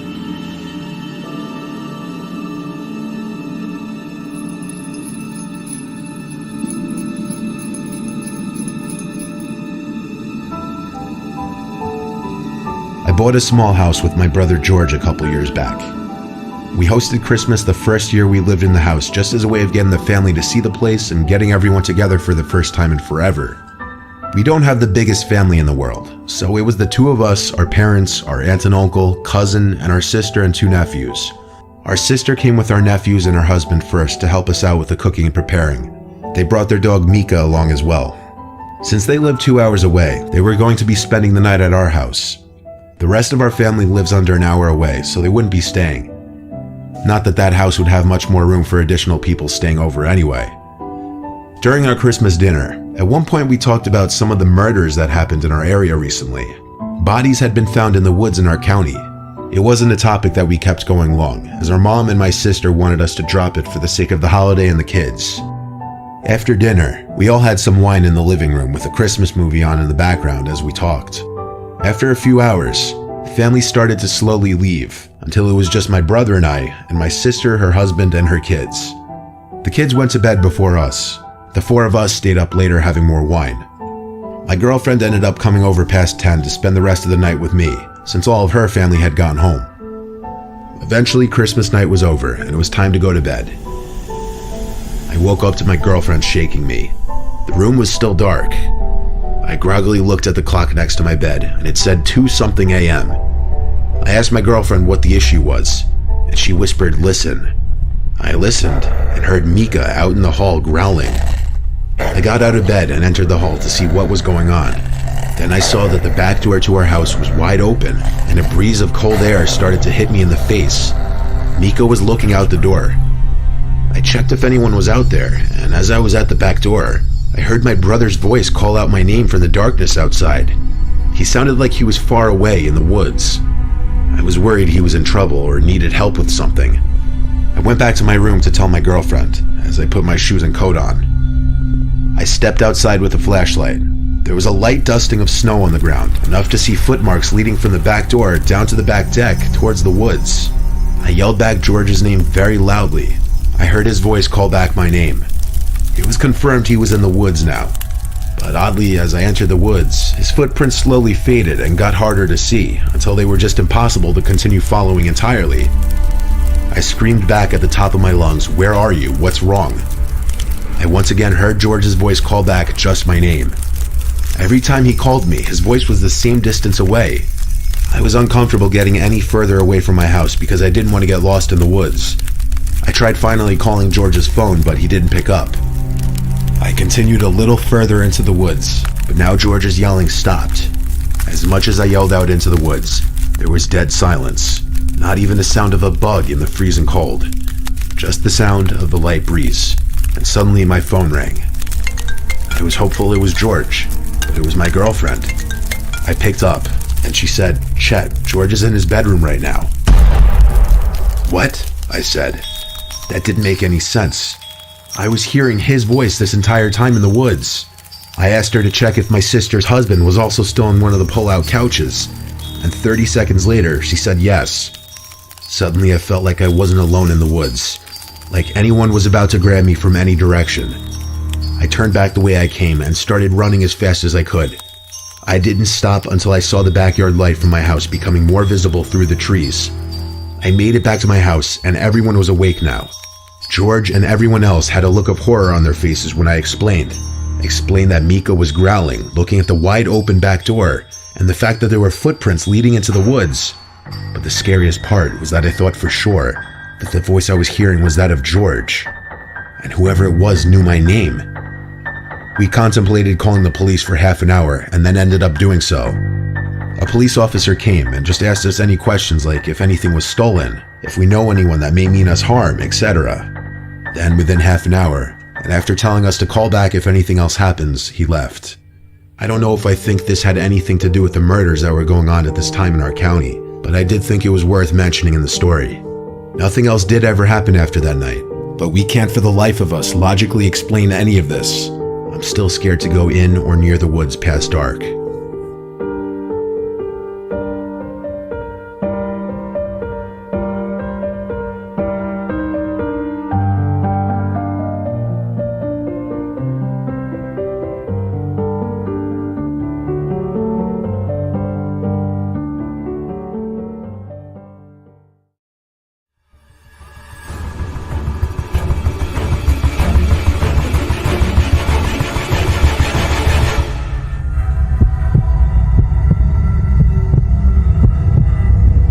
I'm sure we've all gotten computer viruses at some point in our lives, ranging from basic malware to Trojan horses. I was one day going through my school email when I was a teenager. There was this random, suspicious-looking email. It was apparently a job offer, or rather an offer for an interview for a summer internship position with this company I'd never heard of. There was a link at the bottom of the email that said it led to the company's website, so I clicked on it. A new web browser opened, but the web page never loaded. The loading bar was stuck at like halfway, and the mouse cursor had the loading symbol as well, but it just wouldn't ever load. It was only a white screen. After refreshing the page a few times, leading to nothing, I closed the page and deleted the email. The next day after school was when I noticed my computer was working overall much slower. It took a while to start up, it took a while for programs to open. Sometimes the mouse would even freeze for a few seconds. It was extremely aggravating. I attempted to do a disk cleanup to speed it up, but it didn't do anything. I tried restarting it a few times, did nothing either. So I decided to use my mom's desktop computer in the basement to do my homework. The next time I turned on my computer, things were a lot worse. A pop-up kept coming up on my screen that I'd never seen before. It kept saying in all capitals, "Error, error." And every time I tried to exit out, another one would pop up. My mouse was locked to the window, meaning I couldn't move the cursor anywhere outside of the little window. At this point, I knew I had some kind of virus, though this was the most aggressive virus I'd ever seen. I pressed Ctrl-Alt-Delete repeatedly until it finally responded, and I was able to bring up the task manager and restart the Explorer, which actually fixed the issue. I was able to use my laptop again. So first thing I did was rush to download an antivirus program and hope that it would detect whatever was on my computer. The program did detect a large number of viruses and malware on my laptop, so I purchased the full version so that it could perform a deep, thorough cleaning of my computer. After a couple hours of me playing StarCraft on my computer, the program alerted me that the scan was complete and the viruses had been removed. But my laptop didn't exactly go back to normal working speed after that. Days later, I had a new suspicious email when checking my school email account. It was titled, "Open this now." I guess I'm a fool for choosing to open it after just getting a virus that I suspected was from that first suspicious email. Upon opening the email, I realized it was blank, but that there was a .zip file attached. The contents were unknown to me, but I didn't want to open it and find out what it was, so I deleted the email and went about my day. However, a few hours later, the next time I got back on my laptop, another error message kept popping up on my screen like last time. This time it said, "You didn't open your email," in all capital letters. I Ctrl-Alt-Deleted myself out of the pop-up once again, with my heart now racing. I opened my email again, and there was another new email, again titled, "Open this now," this time in all capital letters. Feeling threatened, I opened the email and downloaded the content. It was a collection of videos of me through my webcam. It was just me sitting there using my laptop. I don't want to get into detail, but I felt sick to my stomach when I realized the video captured me doing some embarrassing things. Along with the videos was a text document containing only my address. There was one more video in a separate folder. It was taken inside of a van speeding past my parents' house, and a creepy man's laughter could be heard over the sound of the wind blowing into the car. I placed a piece of tape over my webcam, saved all of my important files to a bunch of flash drives, and did a factory reset of my computer. Before doing that, I replied to the email that I was getting the police involved, and that's what my parents and I did. We reported the emails and evidence to the police, and they said they'd use their forensics team to find the culprit. Unfortunately, this hacker really knew what he was doing, because they weren't able to track him.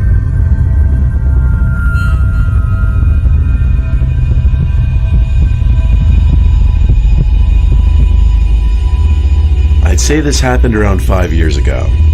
This game came out that I really wanted but didn't want to drop $60 on it, so I may have looked for ways to download it for free. I found some website off Google. It had some quick text tutorial on how to download the game for free, involving simply clicking the download button at the bottom of the page. The program started installing. By the time it finished, I opened the folder, but there was no game in the folder. It was just a bunch of weird text documents, so I already knew I was scammed. I deleted the folder from my computer at once, and that was that. Or at least I thought it was. After that, I'd periodically start hearing these weird sound effects and short 20-second cartoonish songs playing in the background on my computer.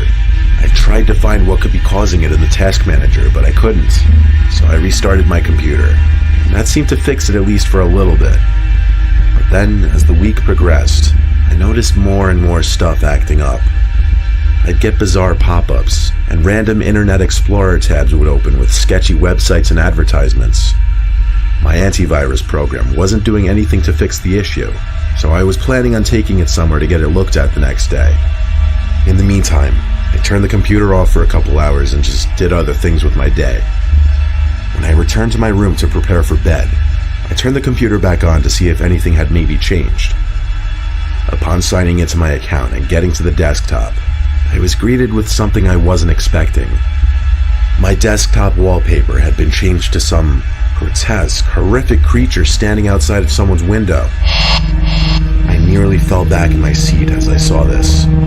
No one in my family could have done this, as I have always had passwords on all of my devices. I turned my computer off by holding the power button for a few seconds this time. I didn't turn it back on that night. I planned on bringing it to the Geek Squad first thing in the morning before I had class. I went to sleep early since I didn't have my laptop to really do anything on. I woke up at some bizarre hour. It was still completely pitch black outside. I woke up startled from something, but I didn't know what it was. Not until I heard it again. It was a loud, aggressive bang at my window. I looked at my window, which had the blinds angled half closed. I somehow gathered the courage to get up and twist the rod, angling the blinds open completely. I saw something taped to the glass on the other side. I took my phone and rose the screen up to the window, revealing the same picture as what had been set as my desktop wallpaper. I didn't see who put it there. I didn't care. I went to get my dad and show him. When he saw the picture, he went under his bed to grab his gun and storm outside. He screamed at the top of his lungs that if whoever was out there ever came back, he'd unload the entire clip into their skulls. The next day, the picture on the window was gone. I took my laptop to the Geek Squad, and the two workers who were helping me said my computer was flooded with different types of malware. And after I told them my story, they were convinced I got a virus from trying to download that game, which apparently opened the door for new viruses. This somehow led to me becoming a target of some serious hacker who, to this day, I still don't know why they targeted me. I didn't get my laptop back for 2 days, but they worked their magic, and my computer was once again clean.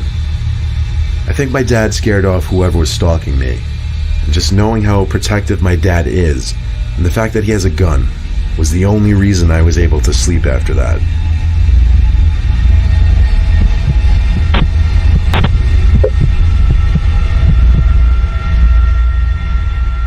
I'm currently 26 years old, so this happened 3 years ago because I know I was 23 at the time. It was my last semester in college. I had to do an extra semester to fit all my credits. I was doing really poorly in one of my coding classes, so I used some forums a lot to help. I was reading a specific post regarding C++, and some deleted user posted a link to an archive folder allegedly containing answers to the textbook problems that I was currently working on. That was actually a godsend given my current situation, so I downloaded it. Not that I ever condone cheating, I was just undergoing an unbelievable amount of stress with this class. I used WinRAR to decompress the folder and view the contents. Interestingly enough, there was another compressed folder inside the folder I just decompressed. When I tried to decompress this one as well, I saw it was password protected. In one of the text documents titled README, it said to obtain the password, run the file titled run.exe. I checked the folder and saw there was in fact a file called run.exe, so I ran it. Biggest mistake I made. My computer made a weird noise. For half a second, a small blank window popped up, then disappeared. Nothing else happened, so I tried running it at least 3 more times. But when nothing happened, I gave up and put the folder into the recycle bin. It wasn't until the middle of the night that something else happened. I woke up to a screaming sound from inside my room.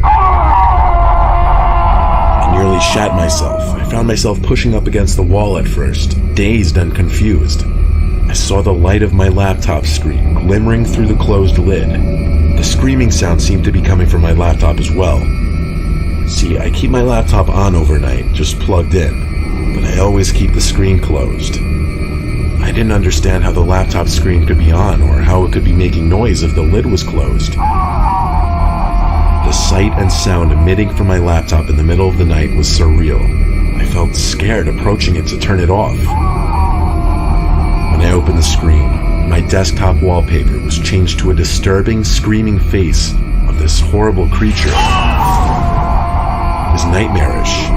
All my desktop icons were gone, and the taskbar was red. I couldn't move the mouse, and pop-ups shortly started appearing, all of them saying run, all as that horrible screaming continued. I held the power button on my laptop until it turned off, and I unplugged the cord. Obviously I knew I had a virus, but that was just something else. I booted my computer into safe mode the next morning and restored it back to an earlier date, and that did the trick.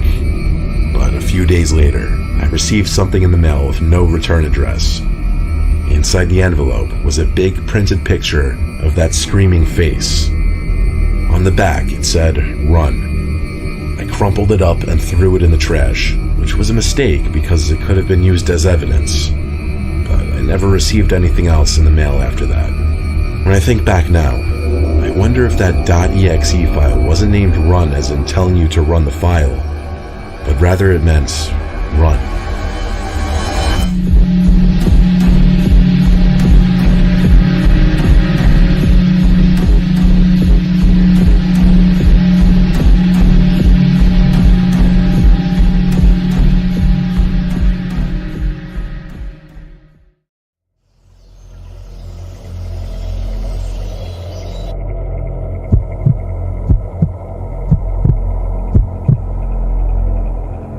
I take my dog Hemi for a walk twice a day and let him in the yard once.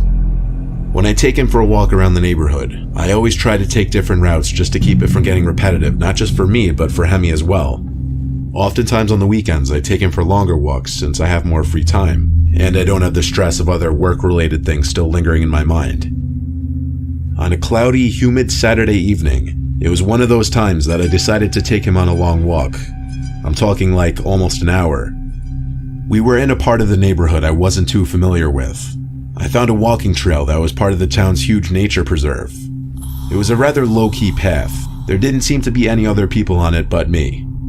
It was a rather narrow path with woods on either side. It wasn't a cement bike path like the other trails in the preserve. Hemi led the way, pulling the leash harder than usual, probably excited by all the new random smells he was picking up. Eventually on the trail, we passed this little square park. It had a swing set and little playground, along with a basketball court, or rather what was once a basketball court, as there were no hoops. I decided to walk in through the little opening, as Hemi was going crazy over something. I was planning on just sitting on one of the benches facing the playground to take a break because I was getting a little tired, but when I sat down, Hemi kept pulling and started barking at something. He'd only really do that when he saw another dog or animal, sometimes people, but less often. So I entertained it and got up and started giving him slack to run towards whatever he thought he saw. I looked into the woods but couldn't see anything. The closer we got, the more aggressive Hemi got, until he was basically choking himself with the collar trying to pull me into the woods. Then out popped a man from behind a big tree. He was laughing and saying, "Whoa, whoa, he caught me." I told Hemi to calm down and pulled him away from the woods. And the man. I apologized for my dog and walked away, as the way in which he came out from that tree was bizarre. He said, "It's all good, dude," as he seemed to follow in the direction we were walking. Hemi kept looking back and barking. I continued to tug him forward. Eventually, I had to turn around and ask if there was something I could help him with, as he even seemed to follow me outside of the park and onto the trail. He put his arms up in the air and smiled. Then he said he just wants to pet my dog. I said, "Nah, he doesn't like you, man. We're just gonna walk our own way." He didn't reply, so I turned and continued walking, faster now. Hemi kept turning around and growling, and every time I'd look back, he'd be the same distance away from me, kind of off the trail a bit, half hiding behind the trees like he thought he was being slick. I was about to call back at him to piss off, but then it hit me this guy might be dangerous. I started running down the trail until I came to the little opening we entered from and exited through that. Back on the streets, Hemi would keep looking back as we ran, but I'd have to tug him to keep running. We ran all the way back to my house without stopping. I actually do cardio regularly, so I wasn't concerned about that guy keeping up. I highly doubted it, especially since Hemi stopped looking back eventually. It was now a couple hours after getting back. Hemi was in his bed, which was right next to mine, when he unexpectedly lifted his head to look at the window, and he growled. At first I thought it was because of the sound of the rain droplets that had just begun to hit the outside of the window. I was thinking about getting up out of bed to close the window, even though I was already comfortable in bed. Then it happened. A voice speaking into the window, a voice I recognized from a few hours ago, asking if I knew why he was in the woods. Hemi started going crazy. I jumped in my skin and turned to the window. I couldn't see his features or face, but I could see the outline of his body at my window. I yelled, "What do you want?" He calmly asked if I saw what he was doing in the woods. I told him no, and he asked me, "Are you sure?" I said yes with a tremble in my voice. He said okay, and I saw the outline of his body move away from the window. Hemi stopped growling after a few moments. I closed the window and latched it. I wouldn't have been able to sleep that night without calling the police. I told them I was followed by someone in the park, and that he came to my window. The dispatcher asked if the man left, and I told her to my knowledge, yes. She said if he were to come back, to call 911 again. She implied it was a busy night since it was a Saturday. I did feel comfort knowing Hemi would give me a warning at least if he were to come back. He didn't end up coming back though, thank God. The man's words, "Did you see what I was doing in the park?" still don't really make sense to me. I wonder if he were implying he was doing something he didn't want others to see, and that he was worried I witnessed it, but that alone would raise even more questions.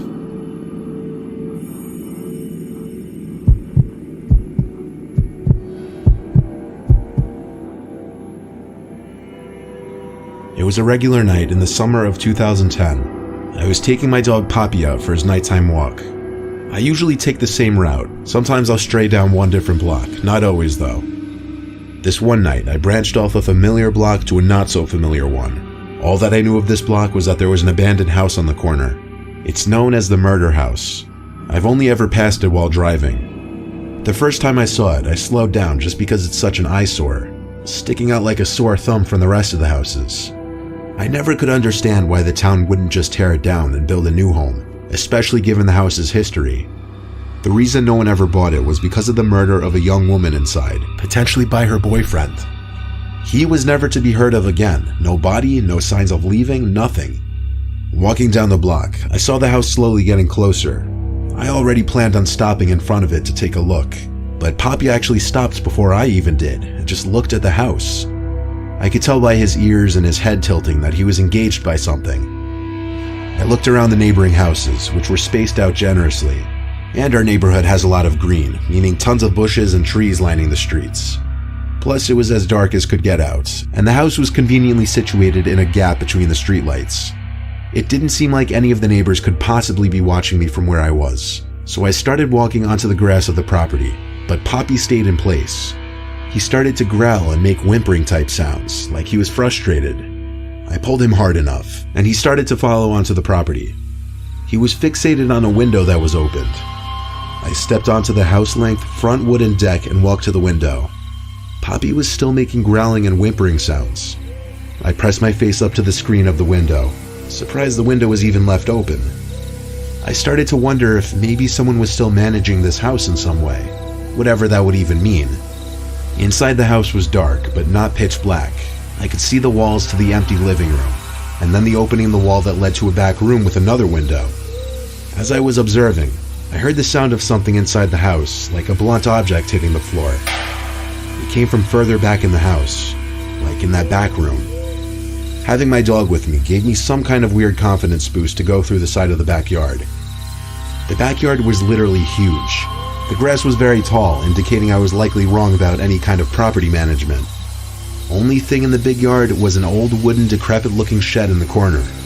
The door to it was slightly open, but I was more curious about looking in through that window. As I looked inside, I couldn't see anything except an empty black room, probably what was once a mud room. Poppy was looking at the shed, not barking or growling though. He was kinda silent. I walked quietly towards the shed, tugging him slowly and softly to keep him quiet too. The door was open enough for me to look inside the giant shed. It was not empty. There weren't tools or bicycles or anything. There was just this skinny girl standing in the middle of the otherwise empty shed. I say girl, but I couldn't tell if it was just a girl or a woman. Poppy suddenly went ballistic, barking and making these noises I could only describe as a dog's version of screaming. He wasn't pulling to go inside of the shed, he was pulling to get away. The girl's head inside the shed turned to the door and I ran. We ran. Poppy and I ran for 3 straight blocks until I was out of breath. Then we walked the rest of the way back to my house. I went to a house nicknamed Murder House, where a young woman was killed potentially by her boyfriend. And then I witnessed a young woman standing in the middle of that empty shed. I don't know if I believe it was an apparition, or just some girl by chance trying to explore that abandoned house just like me.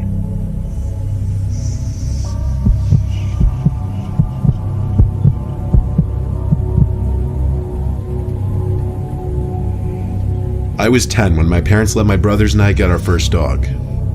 I'm the middle sibling, and it was always my older brother and I's job to walk the dog. Our dog's name was Nyla. Nyla was a golden retriever. My brother would walk her in the afternoon after school, and I would walk her at night. I don't remember anything about what kind of night it was. Cold, warm, weeknight, weekend, nothing. All the details I remember are what I'm including in my recounting of this experience. I was like halfway through my walk with Nyla when she looked across the street and her tail started wagging. She started barking and tugging to go say hi to this dog that was being walked by a man across the street. The man made the decision for the both of us to cross the street and allow our dogs to say hi. His dog was a very tiny, fluffy dog. I think it might have been a Maltese. His dog seemed very timid and like he didn't want to be bothered by Nyla. The man asked my name and I gave it to him, and he told me his name. I don't remember it honestly, but we got into this long conversation about our dogs. He really seemed to like Nyla, and Nyla kinda liked him. He was telling me how his golden retriever had recently passed away and he had a bunch of toys and dog supplies that he'd love to give me. I figured, why not? It's my lucky day. He said his house was around the block, so he led the way. I was walking kind of next to him though as we walked. We were in the street the rest of the way back, but the residential roads are usually quiet. After kind of awkwardly walking back to his house, he let me in first. His house was okay, modest, nothing special. He led Nyla and I into the kitchen as he let his dog go run off into a different room. He asked me to have a seat on one of the stools by the island in the kitchen and asked if I wanted anything to eat. He offered me a bag of chips, and I accepted it. He handed me a bag of some off-brand potato chips. Then he just sat on the stool next to mine and started petting Nyla. He was awfully close to me, and then he looked down at the bag of chips, I think, as if he were waiting for me to open it. I put it on the island in front of me. He just sat there petting Nyla, not saying much. I was wondering when he was going to get the dog supplies he promised. He didn't show any signs of doing that though. Instead, he was asking me personal questions, making awkward small talk with me. At one point I remember he even patted my knee as if he were my father or something. I remember an overwhelming feeling of discomfort suddenly, so I finally asked about the collar, toys, and other supplies he mentioned. He said he'd be right back and go get it. He said it, not them. I remember picking up on that. He left through one of the 2 doorways in the kitchen. Then I heard him stomping downstairs to the basement. Moments later, I heard him call up to me to come downstairs and check out some of the stuff he wanted to give me. I got up just to walk over to the basement door, still deciding if I'd want to go down. But then Nyla started growling at something behind the open basement door. I looked. There was someone crouched down in the dark hallway. I didn't really know what to think, but I just left the house in a hurry. I got home and didn't say anything to my family. I just went to my room the rest of the night, quiet and shooken up. It was the first and only time I ever felt I was about to be targeted for being a young age. My only explanation was there were 2 men in that house, and the second I'd walk into that basement, the other would have shut the door on me. I didn't tell any of my family about it simply because it made me uncomfortable and honestly slightly embarrassed. Telling the internet anonymously is completely different.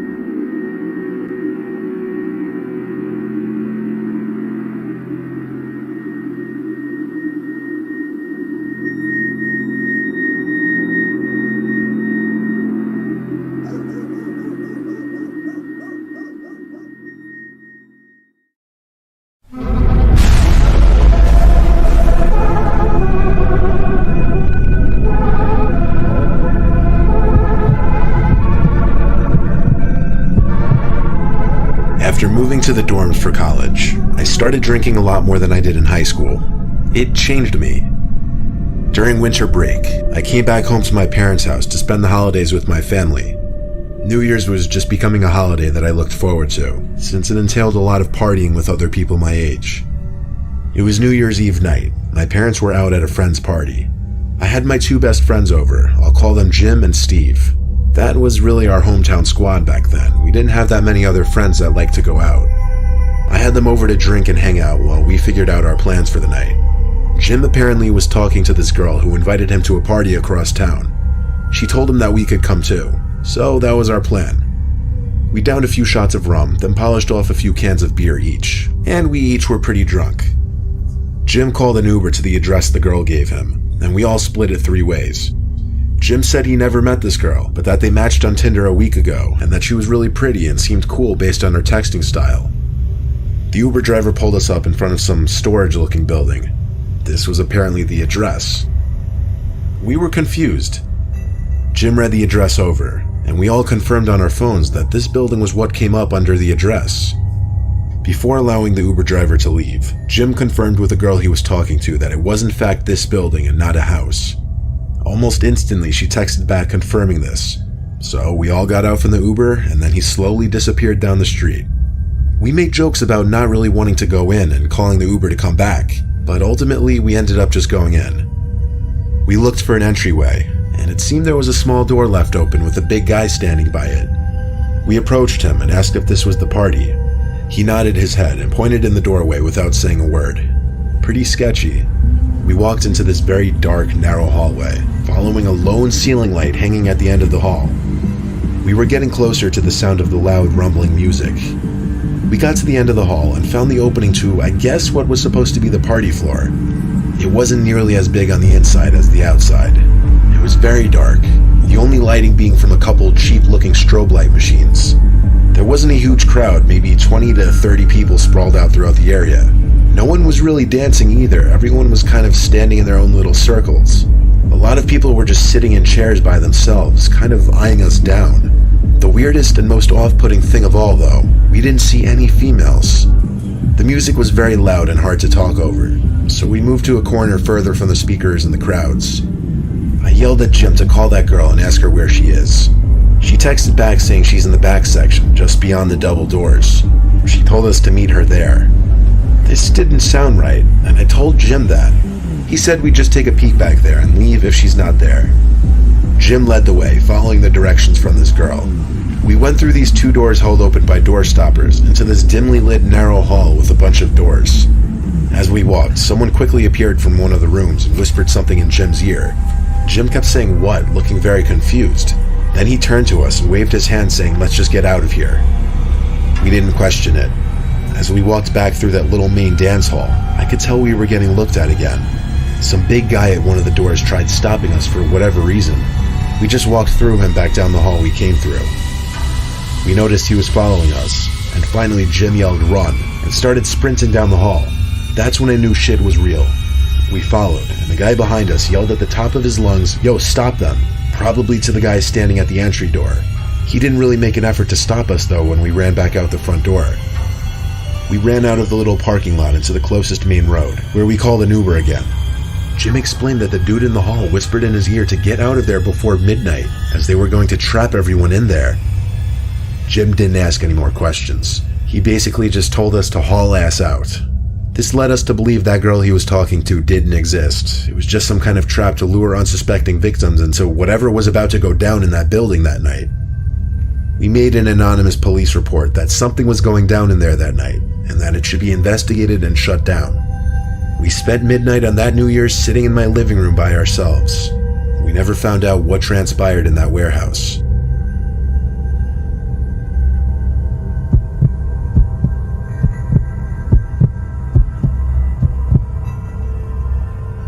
It was New Year's Eve of 2016.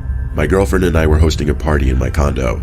I invited about 30 people and said they could bring whoever they want as long as they were respectful of my place. As we were setting things up for the party, we kept losing things and then finding them back in the same place a few minutes later, like the TV remote, her bag, or just anything we seemed to need at the moment. We thought we were just imagining it, but it kept happening over and over. We figured it was the two of us just accidentally moving stuff without the other knowing. Our guests started pouring in around 9 to 10. That's when we told everyone to arrive. Since my friends would be bringing friends, I positioned some of my surveillance cameras in rooms with valuables, such as the living room and the bedrooms. By the time everyone was over, things were still kind of disappearing. Like at one point, I wanted to show my friends my new pair of shoes my girlfriend got me for Christmas, and I couldn't find them. And even more, my window was left open in my bedroom. Albeit it was a party, and I had to assume my girlfriend or some of the guests had to do with some of this stuff. But it started getting weird. Nevertheless, the condo was crowded, and I didn't have much time to be worrying about this stuff. I told myself I'd check the surveillance footage after the party, or if things persisted, I'd check it during the party. There were a handful of faces I didn't recognize, but I met most of them through whichever friends brought them over. That time of the night that people either can't wait for or dread finally came, and we all started to gather around the TV to watch the ball drop in Times Square. I looked around the room and noticed some tall guy in a black trench coat facing the wall opposite the TV. He was looking down at the couch doing something. I was about to ask my friend Alan if he knew who that was, but everyone started counting down, so I turned my attention to that and joined in. Everyone yelled Happy New Year and all that, and anyone who came as a couple got their New Year's kiss. And when everyone settled down a bit, I realized that tall guy wasn't in the room anymore. I asked Alan if he knew who that tall guy was, and he said, yeah, that's Tom's friend. So that was that. One of my friend's girlfriends eventually came downstairs and said whoever the guy in the trench coat wasn't leaving the bathroom. I told her it was Tom's friend, and to just use the master bedroom bathroom, so she went back upstairs. Eventually the clock hit 2 a.m., and that's when things were dwindling down and people were starting to make their exits. When everyone was gone, my girlfriend and I said we'd clean up tomorrow. However, we did a quick inspection to make sure nothing was stolen. Her bag was gone completely this time, and so was one of my expensive watches. I rushed to our bedroom to pause the video cameras so I could download the footage and play it back. We started watching for the time guests started to arrive. I had it on fast forward, and we just skimmed all 3 cameras.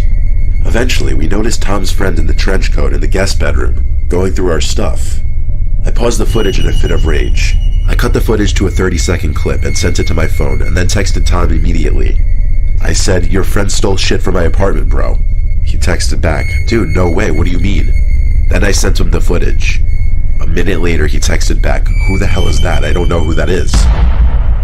I wrote back, I was told that was your friend. Once again, he said, dude, I don't know that guy.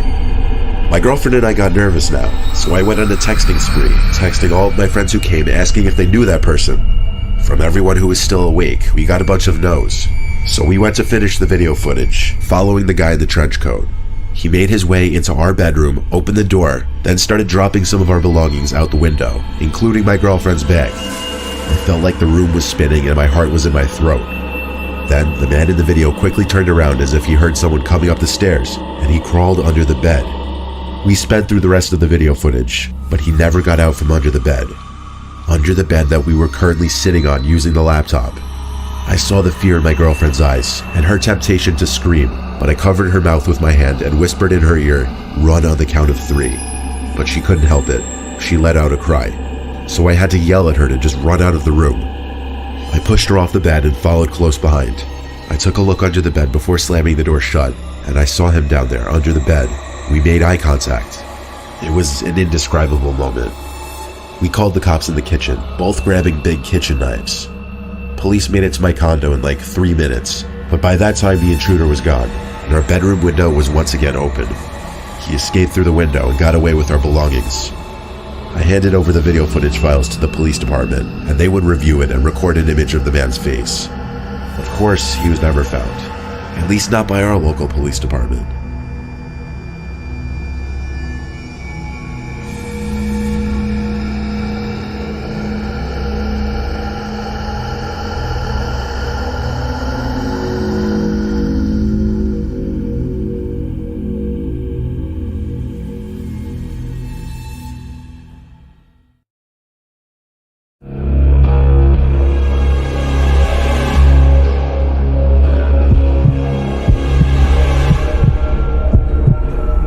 My dad has always been too nice of a guy, like a pushover. I'll just start the story with that. I don't say it for no reason. We live in uptown Chicago. We don't have a huge family, so our Thanksgiving and Christmas gatherings are always small, like less than 6 people. This was Thanksgiving night of last year, 2019. Dinner was almost done already. My dad was picking up some last-minute foods like stuffing and cranberry sauce at the corner store since we didn't have any. My mom and I started setting the table, while my brother and grandparents sat at the table. My dad finally returned, but with more than just stuffing and cranberry sauce though. He brought someone along with him. It was this middle-aged, dirty-looking man in a green puffer jacket and black pants. He looked homeless. My dad introduced the man as Stefan, and said he would be joining us for dinner tonight. My brother and I exchanged surprised, uncomfortable looks. Then my mom and I did the same. As my dad started preparing the stuffing, he was telling us how he met Stefan alone in the cold streets, and said we as a Christian family should do the right thing and invite him into dinner, as no one should be alone on Thanksgiving.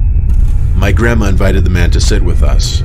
I could tell my mom wasn't comfortable with this as she whispered stuff in my dad's ear. Too late now though, the man was already seated at the table. Good thing I didn't sit next to him because I could smell his clothes from across the table. I didn't understand what my dad was thinking with this. When all the food was finally on the table, everyone sat down and we did our prayer. My brother and grandma attempted to hold hands with Stefan, but he didn't grab their hands back. I low-key watched him as we all prayed, and he just sat there, his eyes bulgingly wide, his mouth not moving. He just sat there like he didn't want to be there. After the prayer, we all began to eat, and at least 3 of my family members tried talking to him at some point. He didn't seem friendly at all though. His responses were very dry and one-wordish. It made the dinner a little uncomfortable. I didn't know what my dad saw in this man or why he felt comfortable bringing him into our home. I get trying to help the needy, but there was another way to do it than this. He helped himself to some food, but even the way he ate was really messy. Like his fingers were really greasy, some food got in his hair. It wasn't pleasant to watch. Now you may think I'm just trash-talking a homeless person, so let's move past that. Eventually Stefan said, "Excuse me, I gotta go to the bathroom." My dad pointed him in the direction of the bathroom, which was down the half flight of stairs down the hall to the left. He got up, not saying thank you, and followed the directions. Once we were sure he was out of earshot, my mom and grandparents started asking questions like what the hell is wrong with my dad bringing that man in here? My dad whispered that he felt terrible and wanted to do something right. My mom questioned how we were going to get him out of here now. My dad insisted that we were being good people though, and that we'd agree eventually. We continued eating, till my brother asked, "Where is he? He's been gone a while." We all agreed it was strange, so my dad went down the stairs to the bathroom to look. He came back up a few seconds later saying he wasn't in the bathroom. My grandma's looked very distressed as my grandpa started cursing in Italian. My brother, my dad, and I started checking the whole apartment. My dad was calling Stefan's name the whole time. We checked all the bedrooms, all the closets. Somehow he wasn't anywhere. However, the window in my parents' room was open, enough for someone to climb through, so we assumed the obvious. My mom came in yelling at my dad that this is what happens for him being stupid and letting a potentially dangerous person into our home. We all had to agree, sadly. My dad closed the window, and we tried to go about the rest of our dinner normally. But of course, the whole time we talked about the bizarre encounter. After dinner, we had dessert. Then eventually my grandparents left. The four of us cleaned up the table and dishes, and a couple hours later, everyone dispersed to their rooms for bed. I'm being very loose with the time frame because this was almost a year ago, but I believe it was another hour later that I finally turned off my TV for bed.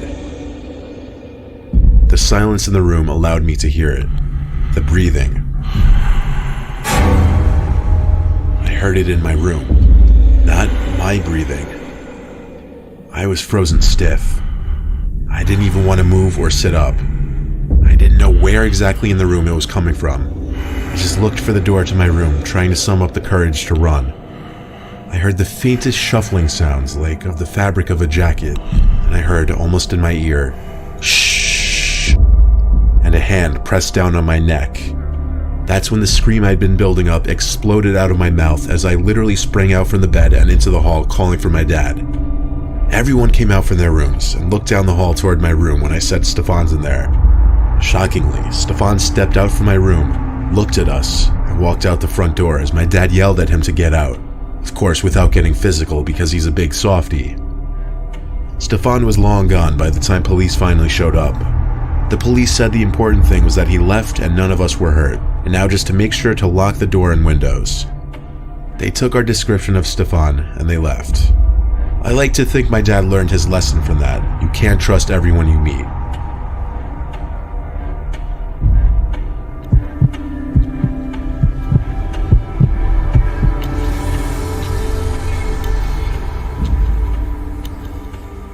For Black Friday a few years ago, I went to Best Buy.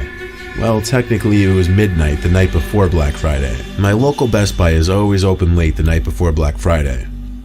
I went with my best friend Taylor to look for a new laptop and maybe whatever other stuff caught my eye.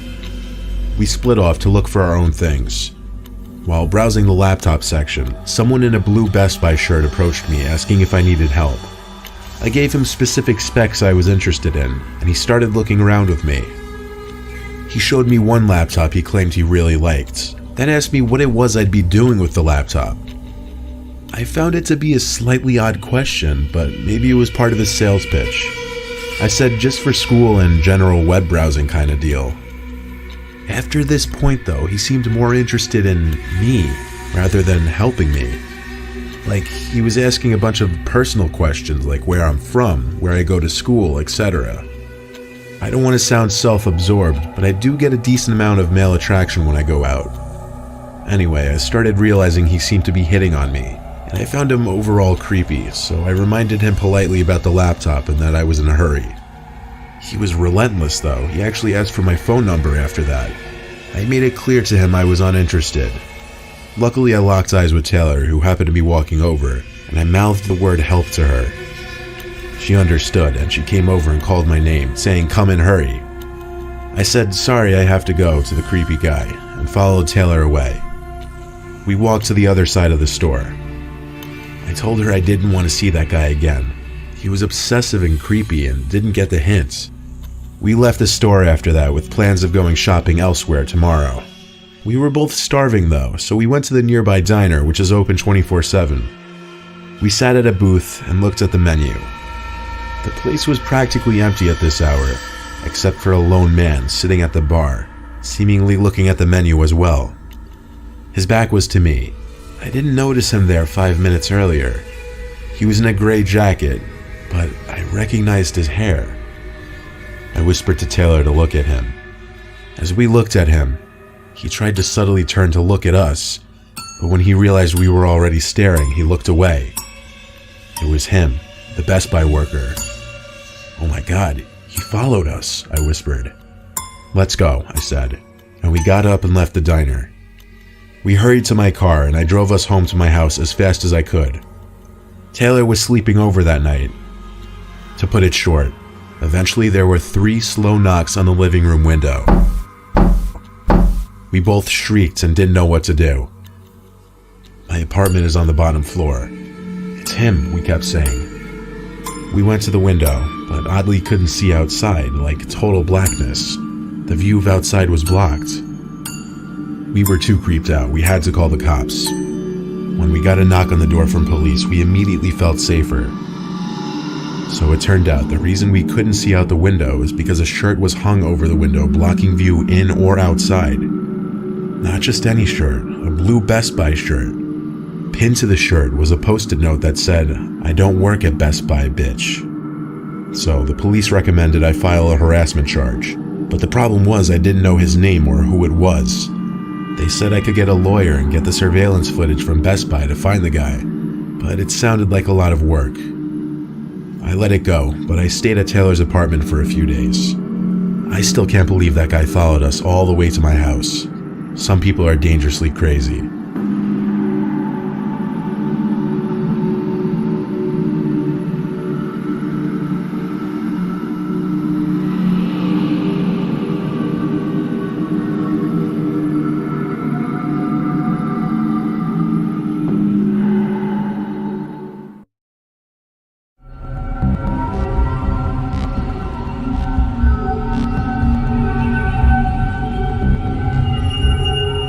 My friend Carlos and I would always go out shoveling people's sidewalks after big snowstorms to make some quick cash.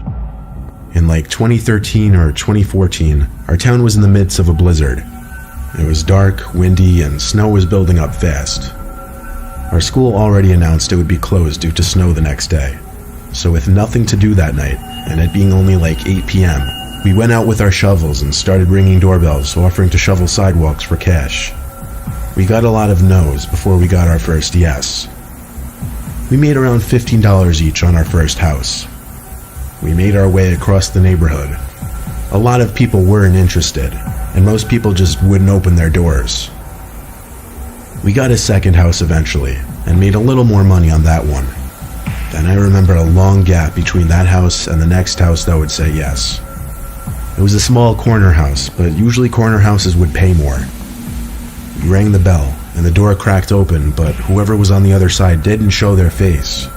They did, however, speak from the other side. A deep man's voice said, "Who's there?" I pitched our snow shoveling service to the man on the other side, requesting $40 in return since it was a corner house. There was a short silence. Then the voice on the other side said, "Oh yes, please, $40 is fine." There was a hint of nervousness in the voice. I said all right, and then the door shut. I didn't see the man's face at all. I turned to Carlos and said that was weird, but we started the shoveling. I started from the front porch down the walkway to the driveway. Carlos worked on the sidewalks. I couldn't help but stare at the house every once in a while, and at one point when I turned to a window as I was throwing the snow from my shovel onto the ground, I saw who I assumed to be the homeowner. He was standing at one of the windows watching me. Could I see anything of his face? Not really. He was standing in a dark room. A little uncomfortable it made me, but I tried my best to ignore it and continue shoveling. Of course, I'd occasionally glance back and he would still be there. Eventually I finished the driveway, just around the same time Carlos finished the sidewalks. So we started our way back up the walkway to the front stoop. But before getting to the stoop, the door opened and the man inside shouted, "Go around back." Carlos and I froze, looked at each other, then obeyed his command. We stepped through the snow-covered grass to the backyard gate. I opened it and pushed it through the rising snow, which was slightly difficult. Then, there we were, in the man's backyard, which had a small awning that we stayed under to get out from the falling snow. We waited by the back door, expecting him to come outside eventually with our money. We waited for over a minute and started getting antsy. I started pounding on the back door since there didn't seem to be a doorbell. Then there was the sound of a window being rotated open, followed by the man's voice again, saying, "Come inside." Carlos and I looked at each other again, and then I led the way in through the back door. All the lights in this house were turned off. It was actually so hard to see anything, really. "Hello?" I said. I heard a man's voice from another room call, "I'm counting your money on the table." It seemed he was inside the kitchen, which was connected by a small door through the room we entered from. We walked closer to the kitchen, which appeared to be lit up through the window only by the streetlight standing on the side of the house. I stood at the doorway, intending on looking through the crack of the door to see where the guy was standing in the kitchen, but I couldn't see through the crack because it was blocked by him. The man was standing on the other side of the door, looking through the crack. I turned and pretended I didn't see him. I made up some bull, like telling Carlos we forgot something outside. We left the house, and the man didn't say a word. As soon as we got outside, we grabbed our shovels and sprinted away from there. All of our hard work shoveling that house was for nothing. We got back to my backyard, put the shovels away, and went inside to warm up and rest for a little bit. Carlos and I chilled for a little bit, then it was time for him to go. He went out the back to get his shovel, but he came back inside, concerned, telling me to come take a look at something. There was an extra, fresh set of boot marks in the snow. You may ask how we knew. That's because one set trailed from the gate to the back door to the shed in the corner of our backyard. Carlos hurried back inside, and we told my mom. We live in a very poor, relatively unsafe neighborhood, so my mom was quick to believe us and get 911 on the phone. Police showed up relatively quickly considering the horrible driving conditions, and they went to investigate the shed. Carlos, my mom, and I watched through the back window as the police pulled out a man from the shed. He had a matching shirt from what I could see through the window back when we were shoveling that property. It was undoubtedly the house owner. He later admitted to police that he was going to attempt to break into the house when we all went to sleep. Why, however, he never answered. Police also said he was very intoxicated when he admitted this, which made me think, what on earth was he going to do to us in that kitchen if we didn't leave his house?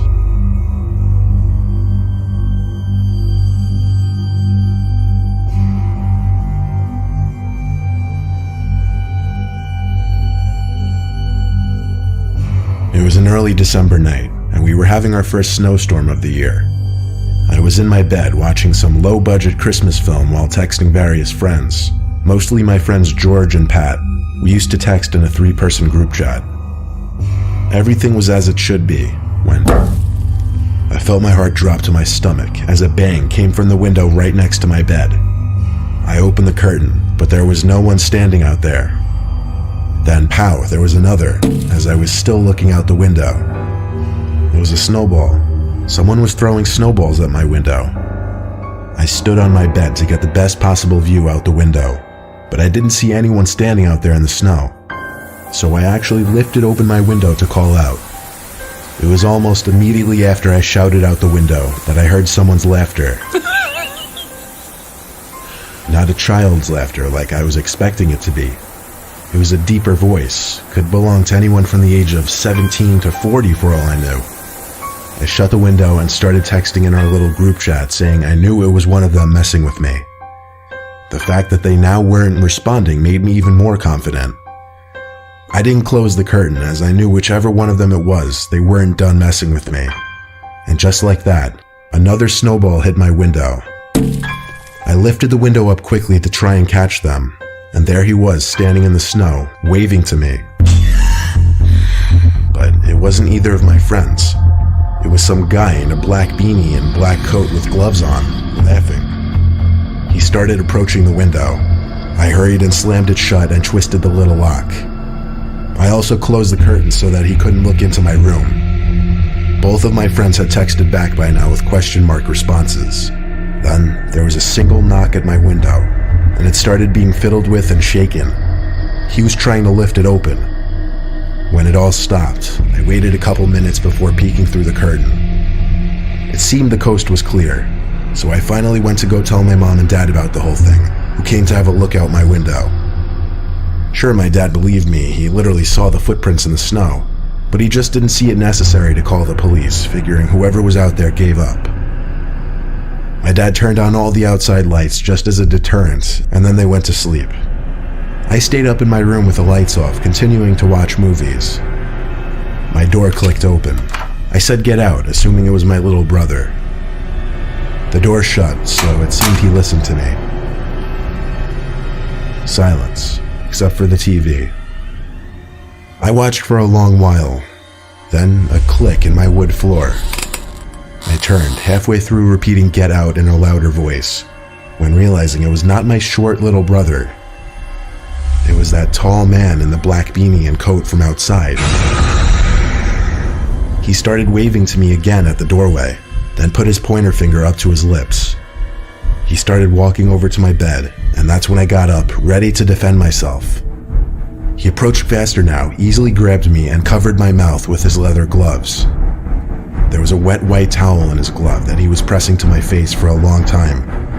I tried to break free and scream, but I couldn't, and that was the last thing I remember before everything went black. I woke up in my living room with my parents and police hovering over me. An ambulance arrived shortly. My dad heard the commotion going on in my room and came to find the man over me. My dad, much larger than that man, managed to overpower him, but not long enough before the police could arrive. He ran out the front door and disappeared. I was quickly brought to the hospital. Thankfully, I was all right. If you're wondering, the man climbed in through our downstairs window.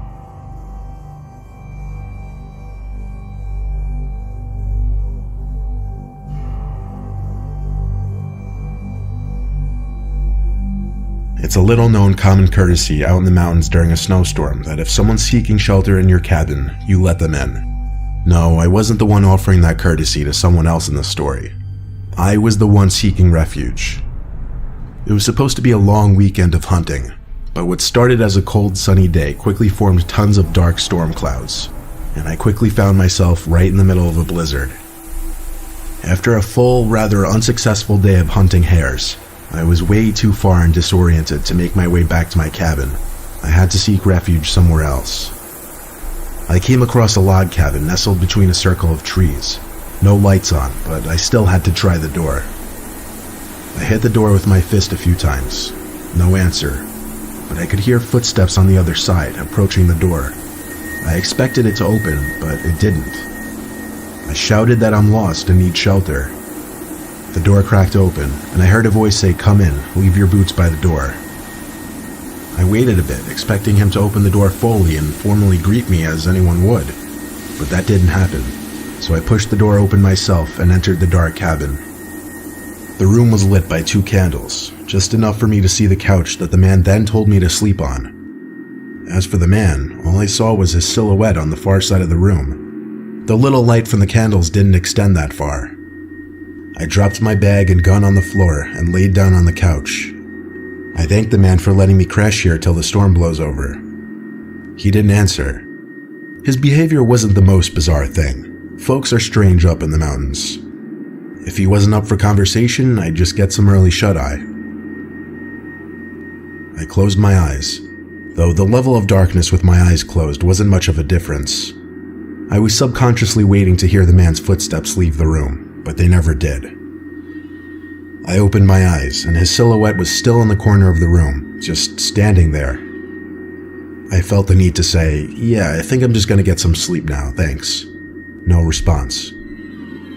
I turned to my other side so that I wouldn't be tempted to just keep opening my eyes to check on him.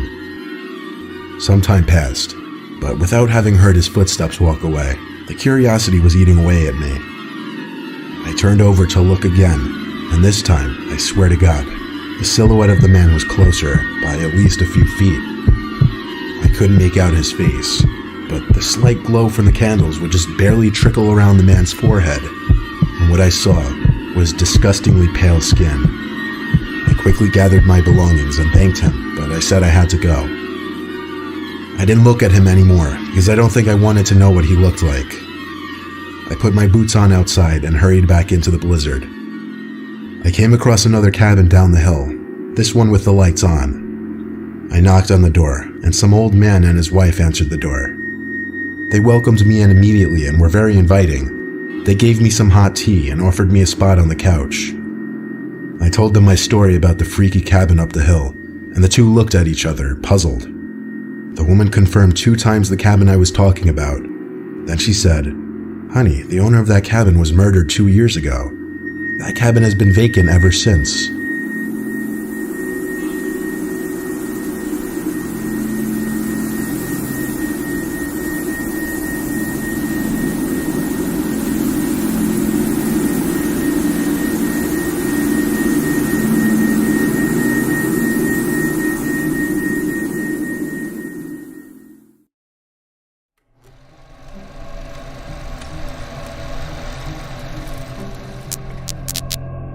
September 24th, 1971 was the last day at the time 16-year-old Kathy Marie Moulton was seen. Kathy planned to attend a dance during that night in her hometown of Portland, Maine.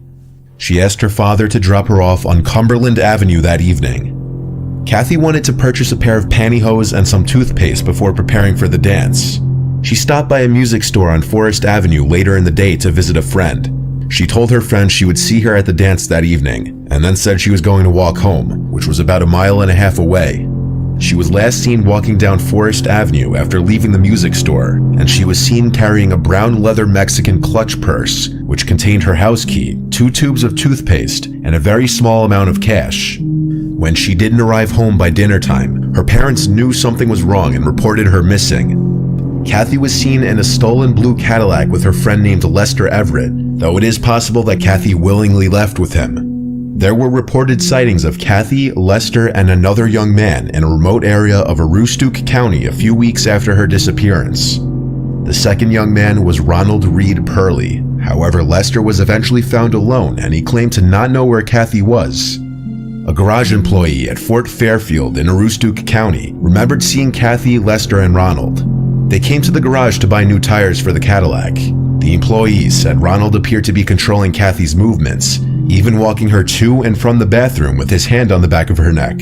Across the border on the Tobique Reserve, witnesses said they saw Lester and Kathy for a few days in September 1971, before the two went to a farm in the Mars Hill area of Aroostook County where they started working on a potato field at McBride's farm. Kathy was completely distrusting of Lester and continually begged to go back home to Portland, which he refused.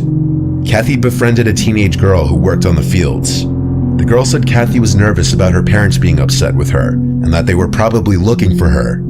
According to the girl, Kathy also cried often and seemed fearful of the other men working on the farm, and she often said she wanted to go home. Lester became tired of Kathy's constant complaining to go home, so on the evening of September 29, 1971, while the other field workers were enjoying a bonfire, Lester got behind the wheel of the stolen car with Kathy in the passenger seat, and he told her that they were going for a ride.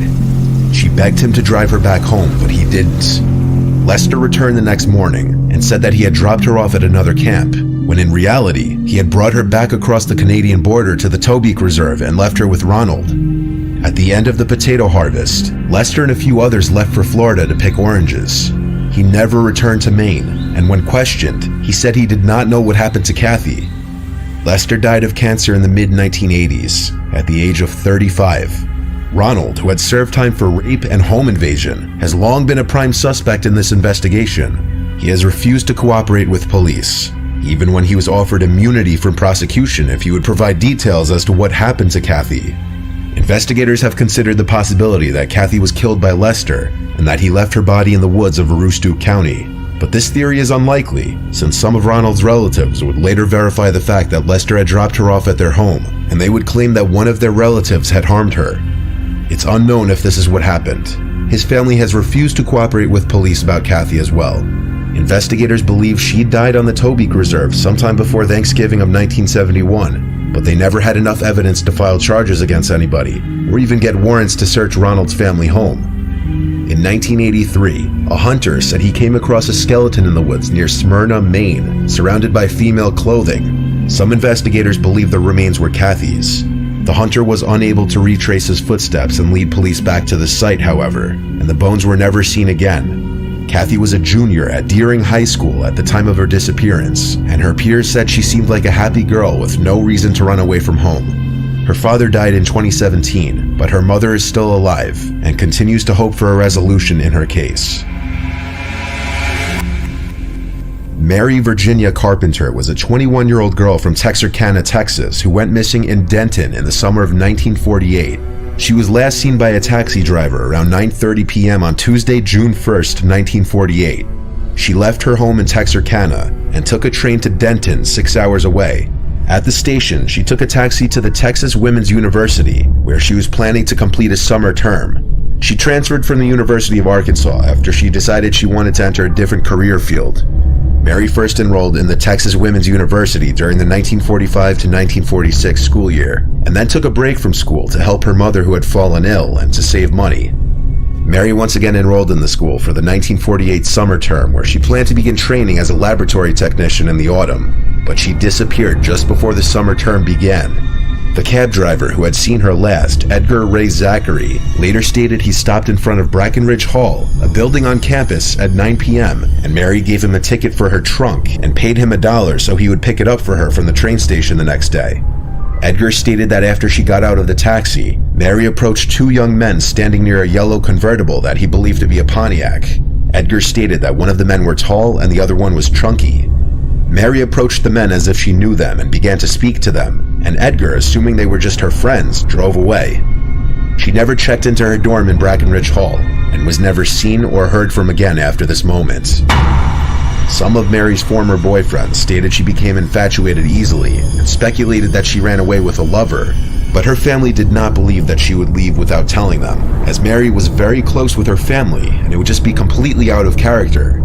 She had previously been engaged, but broke off the relationship just weeks prior to the wedding. Police zeroed in on her boyfriend Kenny Branham and the cab driver Edgar. Kenny passed the polygraph tests and insisted that Mary would have no reason to run away. She didn't have a lover coaxing her to run off, no jealous exes, no wishes to leave her life behind. Kenny was also the first to report Mary missing to her mother, making his involvement unlikely. On top of that, Mary was looking forward to starting her semester at college. This led investigators to conclude that she had been taken. Police shifted their attention to Edgar and learned he had a record for petty crimes and a reputation for being abusive. He was charged with attempted rape in 1957, but the charge was dropped after the victim asked authorities not to prosecute. Edgar's wife stated he had been home with her from 10 p.m. onwards on the day Mary disappeared, but 10 years after her disappearance, his wife told police she lied to them, and her husband had not actually arrived home until 2 or 3 a.m. that night. Edgar died in 1984. He was never charged in connection with Mary's case, but he remains a suspect, although he did pass 2 polygraph tests in her case. In the winter and spring of 1946, 5 people were murdered in Lover's Lanes in Mary's hometown of Texarkana. A Lover's Lane is a secluded area where people kiss or engage in sexual activity in their vehicles. This meant all 5 victims were young, around Mary's age. The crimes are believed to have all been committed by the same person. The murderer was never caught and became known as the Texarkana Phantom Killer. Mary was actually well acquainted with 3 of the killer's victims, creating suspicion that her case was linked with these murders, but police found no evidence to support this theory. In 1998, police received a tip that 2 men had raped and killed Mary shortly after her disappearance and buried her body in a dam at a stock tank near the Texas Women's University campus. The suspects were both deceased by this time, however. Police investigated this dam based on the information, but uncovered no evidence. Numerous leads and possible sightings of Mary have surfaced throughout the decades, but no solid evidence has been uncovered. Both of Mary's parents have passed away, and she was an only child, but her 3 cousins still hope to find closure in this case one day. Like Mary, Army veteran Alvin Matlock was also 21 years old at the time that he went missing in the spring of 1951. There were a lot of theories as to what happened to him, but none of them were pleasant. Alvin was last seen in Spokane, Washington, and at the time of his disappearance, he lived in a cabin on Browns Mountain in Spokane County. His little brother Clyde, who was 12 years old when Alvin disappeared, is now 83, and to this day still hopes his brother's body is found. Clyde and his wife Patricia went to the inaugural missing person event hosted by the Spokane County Medical Examiner's Office in 2016. At this event, which was held to help facilitate locating missing people, attendees could file police reports, submit DNA and dental records, and provide photographs of loved ones. Alvin had spoken to family members in March and informed them of his cabin's location. As far as his disappearance, his family first suspected something wasn't right when Alvin didn't show up to the family dinner on Thanksgiving Day 1951. His worried mother drove to his cabin on Brown Mountain to find the cabin empty and both of his vehicles gone. The family was told by a neighbor that he had quietly packed up and gone to Alaska. Clyde and other family members believed this for a while, mostly because they wanted to. But as the years passed and there was no contact from Alvin, it became clear he was not in Alaska. The story going around was that Alvin was having an affair with a married woman and had got into a fight with the woman's husband when he found out about what was going on. Some people believe that the woman shot Alvin during the scuffle, with reports from alleged neighbors saying they heard his cries for help and that the couple just likely let him die, but there was no body ever found. Police investigated these claims, but with no body, they couldn't make any arrests. There are no records of Alvin ever having lived in Alaska. However, according to family, Alvin was a loner and a big outdoorsman, and him moving to Alaska wouldn't be that far-fetched, especially since life in Alaska wouldn't really be that far off from the lifestyle that he was living in his cabin on Browns Mountain. Still, with no records of Alvin living in Alaska, and the complete cease of contact from Alvin's end, it still just doesn't add up, and some suspicion was also placed on the neighbor, who reported that he moved to Alaska. Patricia Matlock had done some detective work of her own, trying to find new leads and track down possible witnesses, but it was all to no avail. During the missing person event back in 2016, all Clyde could do was hand over some photographs of his brother and provide his DNA, in the hopes that someday, his brother's remains would be found and identified.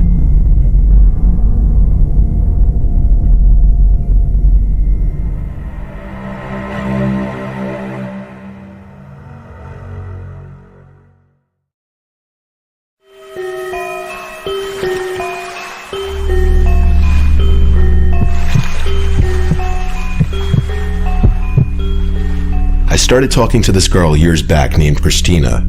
We met through mutual friends, and after a while of commenting on each other's Snapchat stories, I decided to just bite the bullet and ask her out on a date.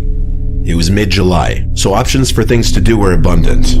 Namely, the beach and anything outdoors was an option for a first date. There's a beach by me that allows trucks to drive onto it with proper permits, and I frequently go there still to this day with my pickup truck. It was a night that neither of us had work the next day, so we decided to go to the beach and have a little bonfire with some drinks. On a weeknight past 8 o'clock, I knew next to nobody else would be on the beach that late, so it was what seemed like a perfect first date in privacy. She lived only 5 minutes away from me, so I picked her up, and then we stopped at a 7-Eleven where I bought some firewood and other supplies for the fire. Then we headed straight to the beach. To be honest, I'd never started a fire before that, so I was scared of embarrassing myself, but on paper, it sounded like a good idea. I pulled us onto the trail that leads to the beach. It's a decently long trail, and at one point there's a fork in the path where 99% of people turn right to the main beach, but I often go left because it's a lesser known, smaller but more private section of beach. We went left, and when we got to the beach section, we were the only people there. I had my brights on and could see basically all the way down the empty beach. Not another truck in sight. I pulled my truck up on a sandhill, then parked it, and we started to unload the truck. I dug a hole with my shovel to place the firewood and some smaller fire-catching sticks, and honestly, I couldn't get a fire to catch. I tried for 20 minutes and couldn't do it, and I called it quits. It was embarrassing, but we laughed about it, so we just chilled in the dark for a little bit, drinking the beers we brought. For a while, all we heard was the waves hitting the beach, but Christina was the first to point out that she heard something else in a whisper. I started to listen closer, shifting all my attention to that, and I heard what she meant. It was this whistling sound. Not like a bird, it was a person for sure.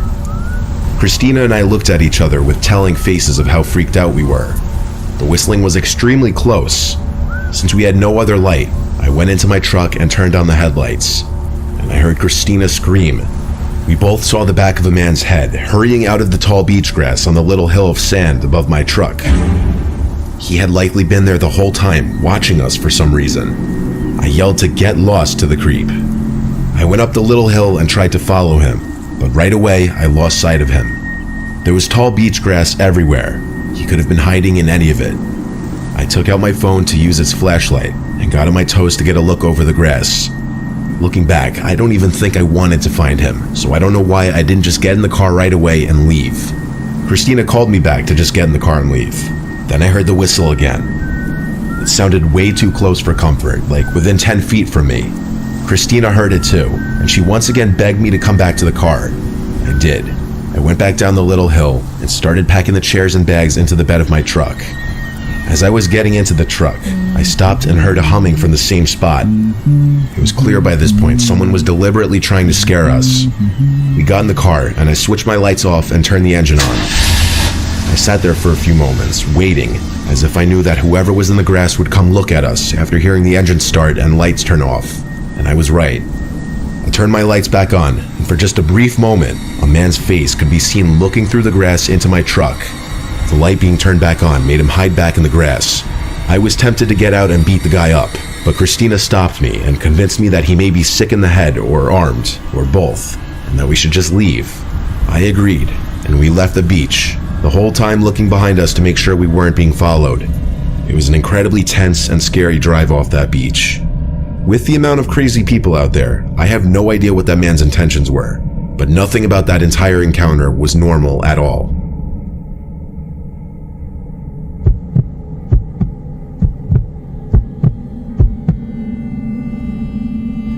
When I was younger, my family rented a beach house for a weekend one summer. The house rental was cut extremely short, and this is why. It was our first day there. We went to the beach and then went out to eat for dinner. The sand dunes were very hilly near the house, and that night, my brother Joey and I came up with the idea of sand sledding down the hills. We found a couple big cardboard boxes in one of the closets in the house, so we cut pieces off the boxes to use as sleds. Our parents didn't mind us going out in the dark as long as we wouldn't stray too far away from the house. We found what seemed to be the tallest part of the sandhill and started riding down the pieces of cardboard box as if they were sleds. It worked pretty well, actually.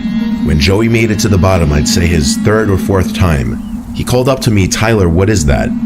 I didn't see what he meant, so I slid down the hill again and looked at what he was pointing at. It was something in the ocean. It was this black object sticking out from the water. The moon's reflection on the ocean was just enough to see this object, but not know what it is. It looked like something was definitely floating in the water, though. We were a little freaked out and were too scared to go closer and look at what it was, so we walked a little further down the beach to look for a different hill. We found one that wasn't as tall, but it was still near enough to the house. My brother slid down the hill first. I stood at the top watching. I looked out to the ocean again, and I saw that black object in the water again.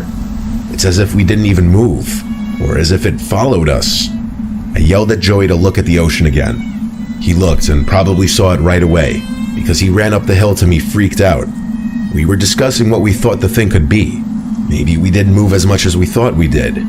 We stared at the object for a while, and we could see it was bopping around a bit. We looked down the beach at the house we were staying at. It wasn't too far away, so we decided to get a closer look at this floating object. We thought maybe it was a dead animal floating in the water. We couldn't have been more wrong. As we got maybe halfway to the water, the black object floating around bopping in the water started to rise, and we realized it wasn't floating at all. A person's body was revealed as they stood up at a towering height, arms now flat at their sides. It was a person's head this whole time. We ran to the house and slammed the door behind us, yelling to our parents. Our parents seemed confident that there was no threat from someone going for a night swim, though, even after we said they were following us in the water. Our dad went out to the backyard deck with the lights on and looked around the beach, and when he didn't see anyone, he told us we had nothing to worry about. It wasn't until later that night that we heard our mom scream from the living room as Joey and I were in the room we were sharing. We jumped out of our beds to rush outside and see what it was. As we entered the living room, our dad yelled at us to go back to our room, but we didn't listen right away. They were looking at something outside. We walked over to see what it was they were staring at. Close enough to see him, a naked, smiling man on the backyard deck, waving. My dad then physically moved us back into our bedroom and told us not to come out. We heard everything, as our dad was screaming threats of calling the police at the man. Then there was a loud bang from the glass of the back door, accompanied with the sound of our mom screaming. Our dad yelled at our mom to go stay with the kids. She came into the room and tried to comfort us, while we heard our dad calling 911, all while hearing periodic bangs on the glass. Our dad is not a big guy, and he's far from a fighter, so the chances of him going outside to confront that man himself were slim to none unless it was absolutely necessary. This went on for a few minutes before the bangs stopped and our dad seemed calmer. A bunch of police cars came to the house. There were more police officers in the house than I can remember counting. My brother and I were asked to describe what we saw on the beach to help tie the whole story together. Our parents to this day tell us that the most likely explanation was a child predator on drugs. It was a very sick and disturbing thing for our entire family to go through. In fact, 12 years later, it's still cringy and disturbing to think back on. And yes, the obvious answer to the obvious question, did we leave after that encounter? Yes, we did. And our parents got their money back. We ended up staying at a nearby resort so as not to waste the weekend. But obviously, we were all a bit shaken up after that.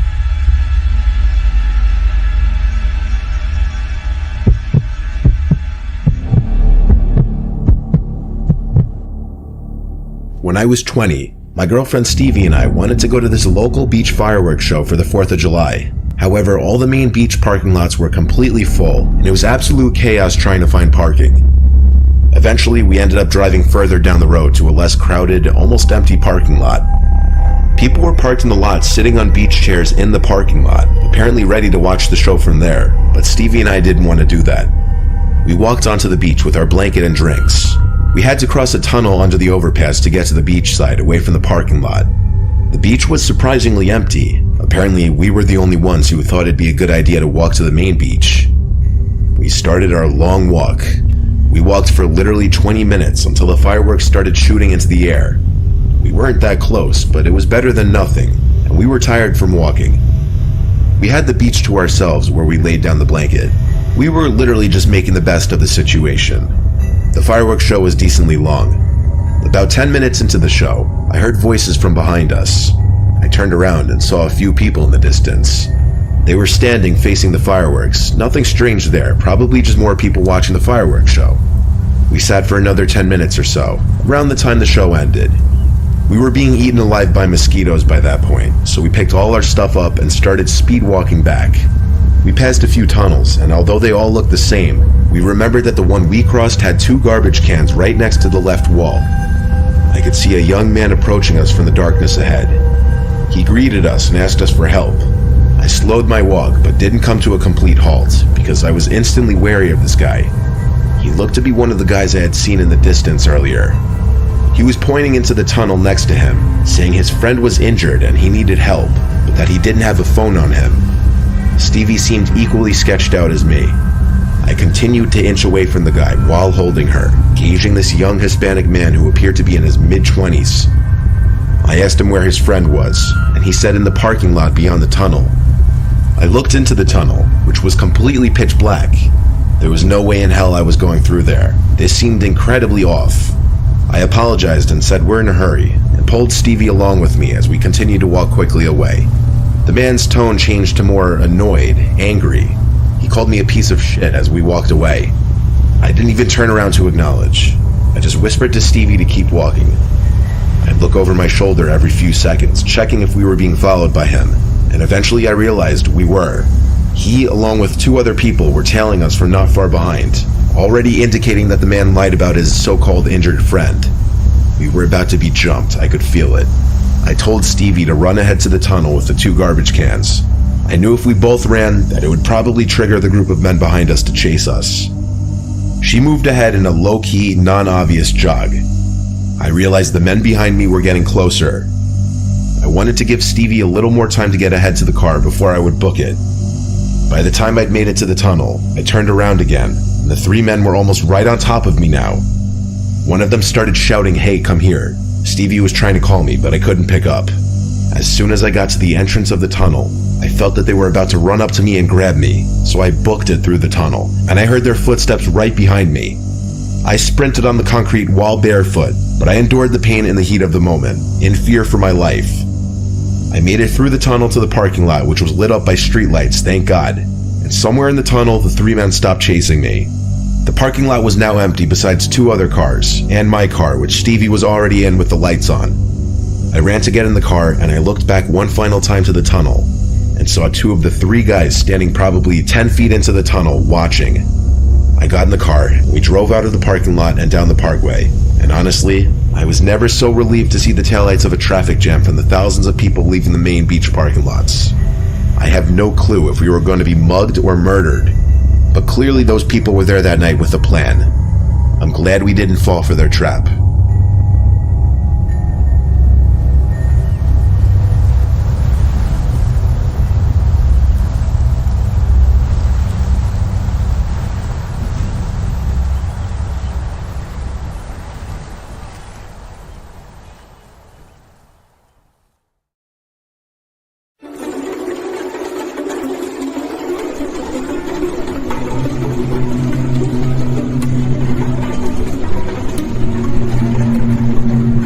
House sitting for my grandma one weekend while she went to Florida with some of her church friends.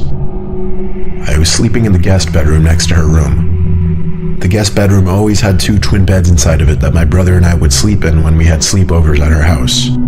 I took the bed next to the window, but before getting into bed, I checked all the doors, making sure they were locked. When I did get into bed, it was early, and I didn't actually go to sleep for a while.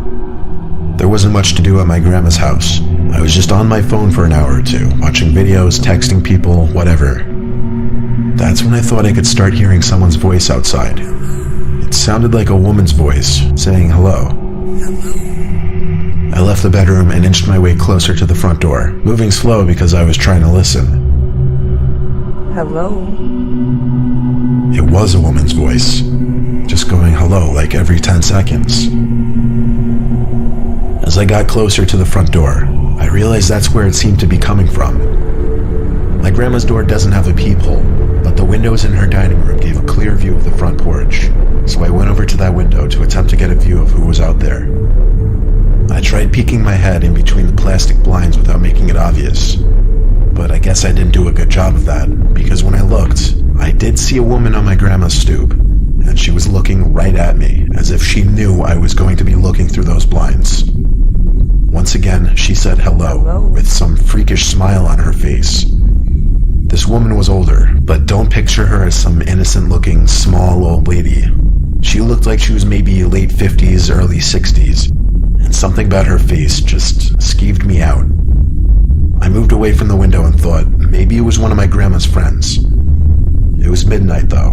Why would anyone come to the door this late? And why wouldn't she knock or ring the bell? Why was she just standing out there going hello over and over? I was genuinely unsettled. I just went back to the guest bedroom and shut the door. Now with the door shut as opposed to before, I couldn't hear that woman anymore. Maybe it was that, or she just decided to leave. I started texting everyone about it, my sisters, my friends, telling them how bizarre it was. But a good amount of time passed in silence, and I was starting to calm down. My sisters were telling me to call Grandma, but there was a 0% chance she was awake, and she barely ever even checked her cell phone anyway. Just like that, something broke the silence. A banging at the window. Not a knocking or tapping, banging. I felt that fierce pain in my chest area as my body entered that fight or flight mode. Shortly after the banging stopped, I heard that familiar voice say hello. With that boost of adrenaline, I guess I had the extra confidence to grab the blind and push it up. There I was, face to face with this horrifying older lady, with only a thin layer of glass between us. I screamed at her smiling, gross face, "I'm calling the cops." I pulled the blind back down and ran back outside to the living room. I looked around the house, then ran upstairs to box myself into the upstairs guest bedroom. I didn't want to actually call the cops. I don't know why. I wanted to just wait it out. I crawled into the bed in the upstairs guest bedroom and tucked myself under the covers. A couple hours later, I was still awake, and I finally only then went back downstairs to look outside each window. That freaky old lady seemed to be gone. The next morning, I called my grandma and told her what happened. She started yelling into the phone, clearly panicking and distressed.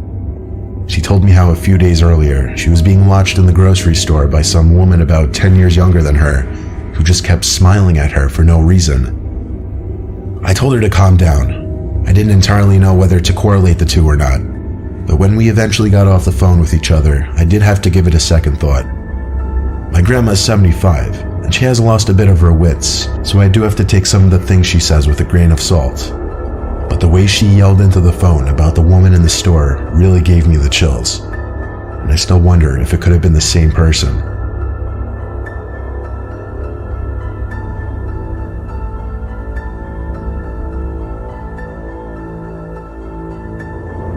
My name is Nicholas. I'm currently a freshman at Syracuse University, which doesn't exactly sit in the safest area.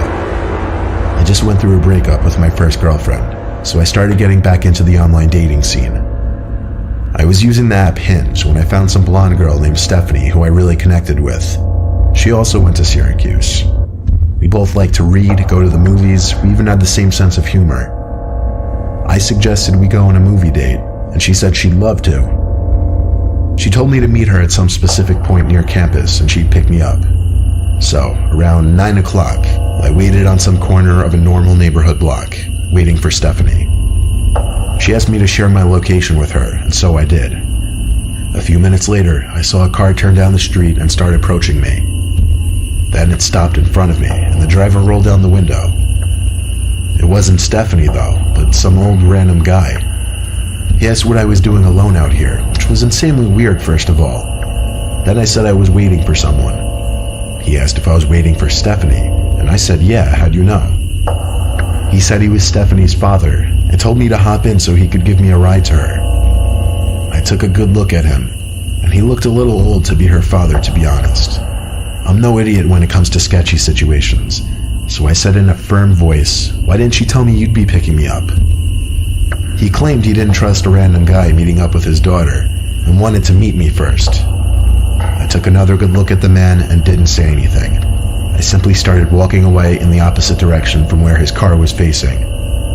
He started yelling, hey, hey, sounding surprised that I was just walking away like that, but I've heard way too many kidnapping stories to know where this could potentially go. I heard the guy's car moving, and I turned to make sure he wasn't doing a U-turn to follow me. I breathed a sigh of relief when he drove straight and turned left out of sight.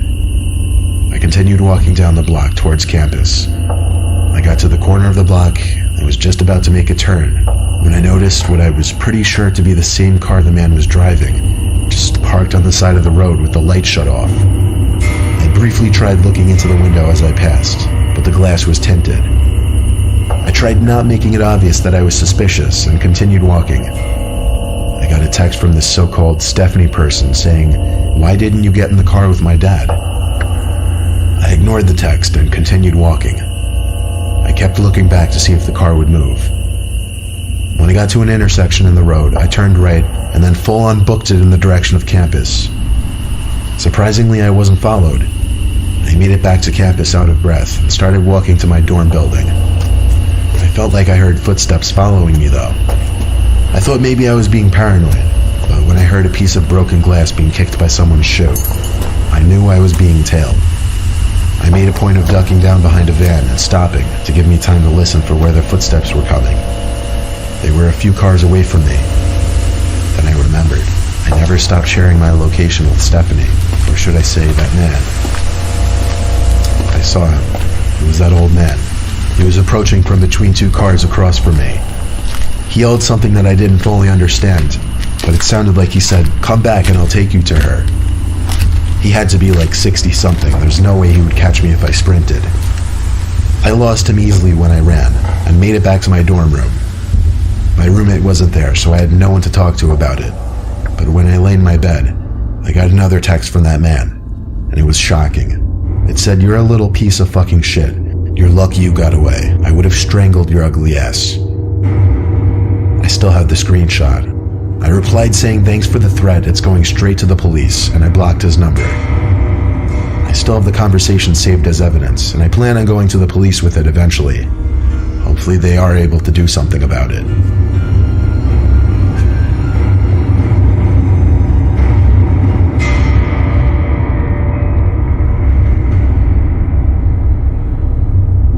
When I was 18, I had a side job as a part-time janitor at my high school over the summer.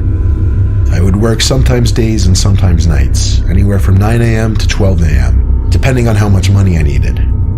Oftentimes I would be left to lock up the building when the older janitors have left. This was a time before the high school had cameras installed in every single hallway. So one night, one of my superiors, Tom, had to leave early, meaning I'd be finishing up the rest of my shift alone, and I'd be locking up for the night. He told me text him if I need anything, as he always did, and then he left.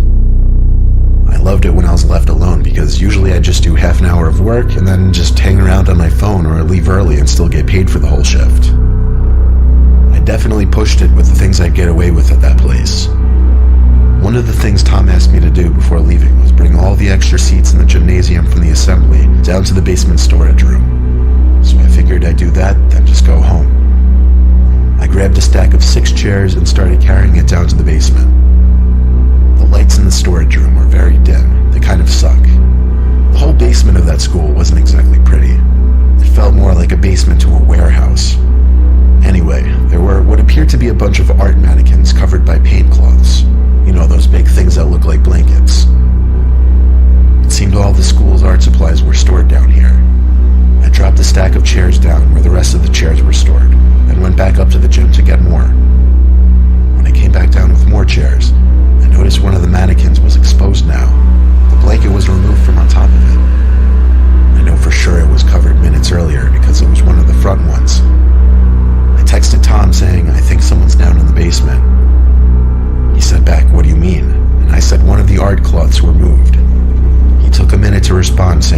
else should be there. Then I noticed something. The art cloth, tucked in the corner of the storage room, sitting outside of the light that was produced at the center of the room. It was covering something, surely. I started to tiptoe over to it, but when I was a few feet away from it, I realized whatever was under that cloth was moving just ever so slightly. There was undoubtedly someone hiding under there. I ran back upstairs and locked the basement door. I texted Tom saying someone is hiding under a cloth in the basement. He said call the cops, but I insisted he just come back since he only just left like 10 minutes ago. He didn't want to come back though. He told me to be a man and confront whoever was down there. So I went down to the basement again. However, the cloth was now strewn flat on the floor, and whoever was hiding under there was gone. But possibly the scariest thing was yet to happen. As I stood in the storage room, there were loud metallic thumps coming from above my head. I looked up and saw indents slowly forming in the large air vent above me. Someone was crawling through the main vent, then just stopped literally above me. And then bangs. Bangs like whoever was in there was trying to break open the floor of the air vent. I didn't know what was happening, but I was officially done with this. I ran up the stairs, locked up the school, and went home.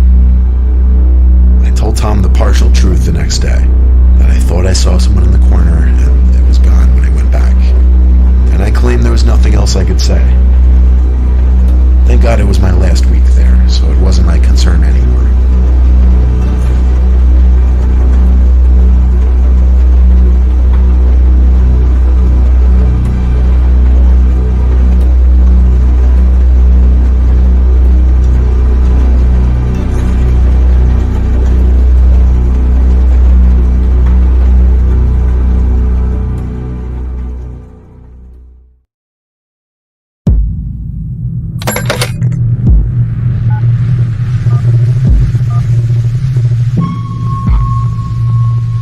Sean Great stalked northern Ohio between 2006 and 2016, slaughtering women after assaulting them. He's now on death row awaiting execution, thanks to one would-be victim's bravery. The following 911 call you're about to hear is of that would-be victim and is possibly one of the most tense 911 calls you'll ever hear. On September 13th, 2016, Ashland police received a phone call from an unknown woman who police referred to as Jane Doe, who whispered that she had been kidnapped and was tied up mere feet away from her sleeping abductor. She tried to describe the man who was holding her captive and the house she was in. The best she could manage was that it was next to the 4th Street laundromat.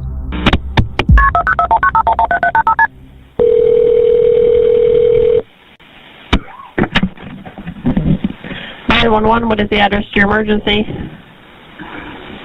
By the 4th Street laundromat. What is it? 4th Street laundromat. What's the problem? I've been abducted. Who abducted you? Sean Green. You said John Green? Sean Great. Where's she at now? Asleep. Where's she sleeping at? In the bedroom. In what bedroom? There's 2 houses right by the laundry street. And it's in one of those houses. What color's the house? Yellow. Please hurry. Is it an apartment? No, it's a house. Okay, does he own the house? No, he broke into it. Does anybody actually live there? I think they've been abandoned. Does he have a weapon? He's got a taser. Are you injured? A little. Where did he take you from? My apartment. I was walking with him. You were walking with him? Mm-hmm. Where were you walking to? I've known him for like a month and a half. Is there any way you can get out of the building? I don't know without waking him, and I'm scared. Is there a bathroom in the house? Well, his bedroom is closed, and he made it so it would make noise. And if you told him you had to go to the bathroom, he would do something to you? Yeah, because he had me tied up. So are you tied up now? Well, yeah, but I kind of freed myself. Is he in the same room with you? Yes. Are you bleeding from anywhere? Not anymore. Oh, shit. Oh, shit. I woke him up. I just set the phone down.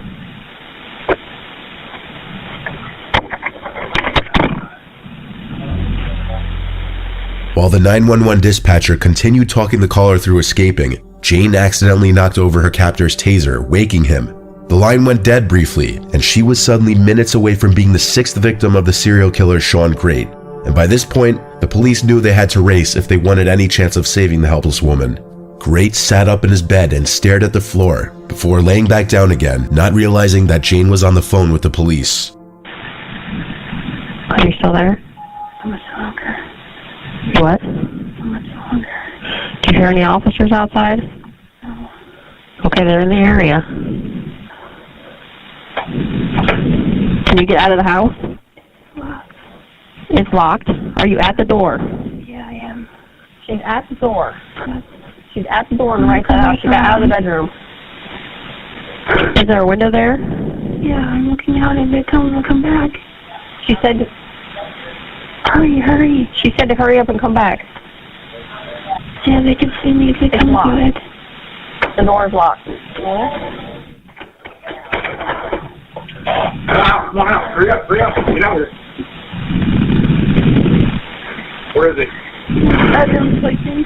Still sleeping? Yeah. Okay, they have her. He's not on it. Armed. Unarmed? Yeah.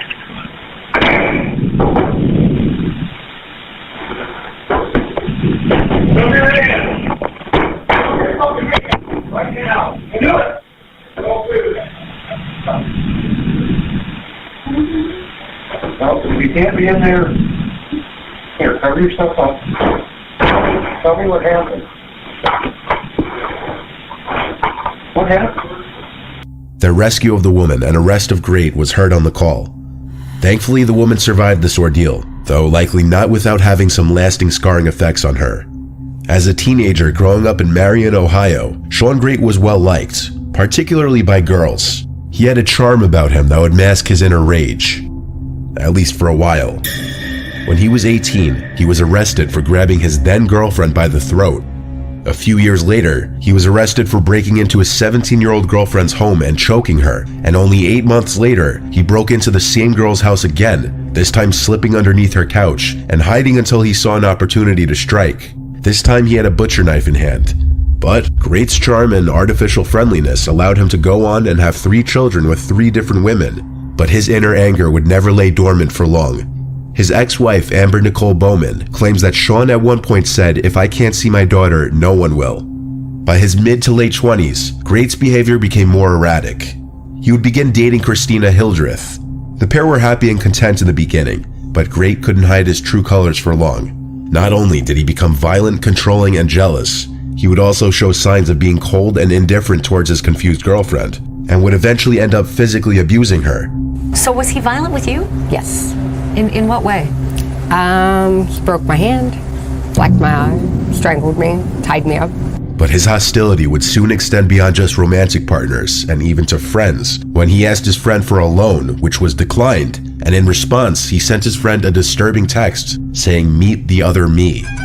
Eventually, Great would find himself living in Mansfield, hopping from woman to woman, and around this time, he met his first 2 victims, Rebecca Lisi and Candace Cunningham. Rebecca was a sex worker, and her body was found in March 2015.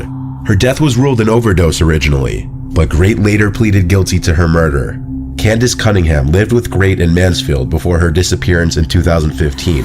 Police couldn't find her until the day of Great's arrest, when he led police to her body, which was lying behind a burned-down house in Richland County on the day of his arrest. Great managed to somehow become even more barbaric towards his next and final victim, Jane, who you heard in the phone call just before.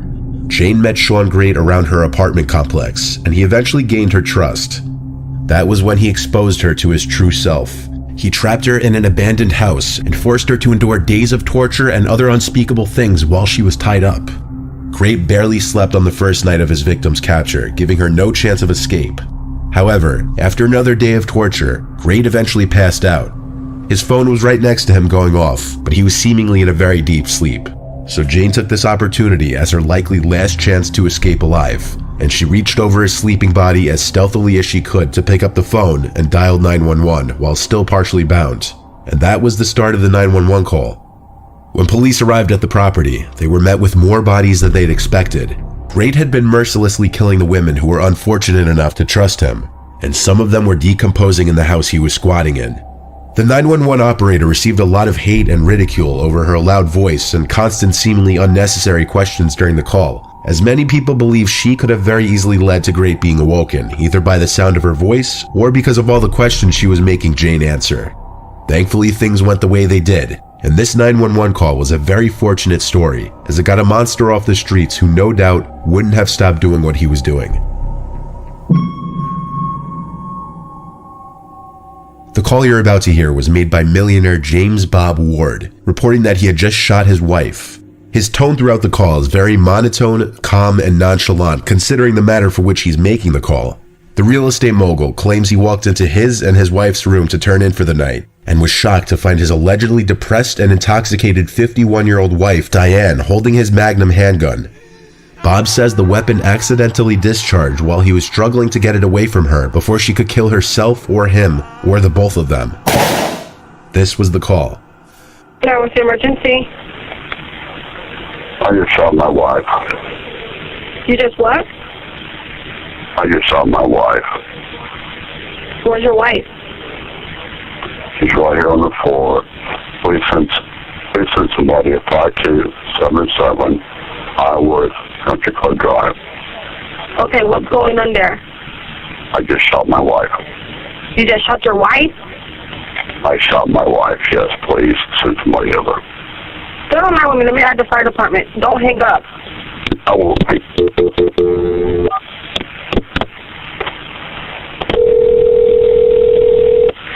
Where's the weapon at, sir? Orange County Fire Rescue. The address of your emergency? 44. 5277 Iowa Country Club Drive. On there. I just shot my wife. Okay, where's the weapon? It's in the, Yes. I'm sorry? Where, is she breathing? No, she's dead. You know that for sure. I think so, yes. Okay, sir, where is the weapon?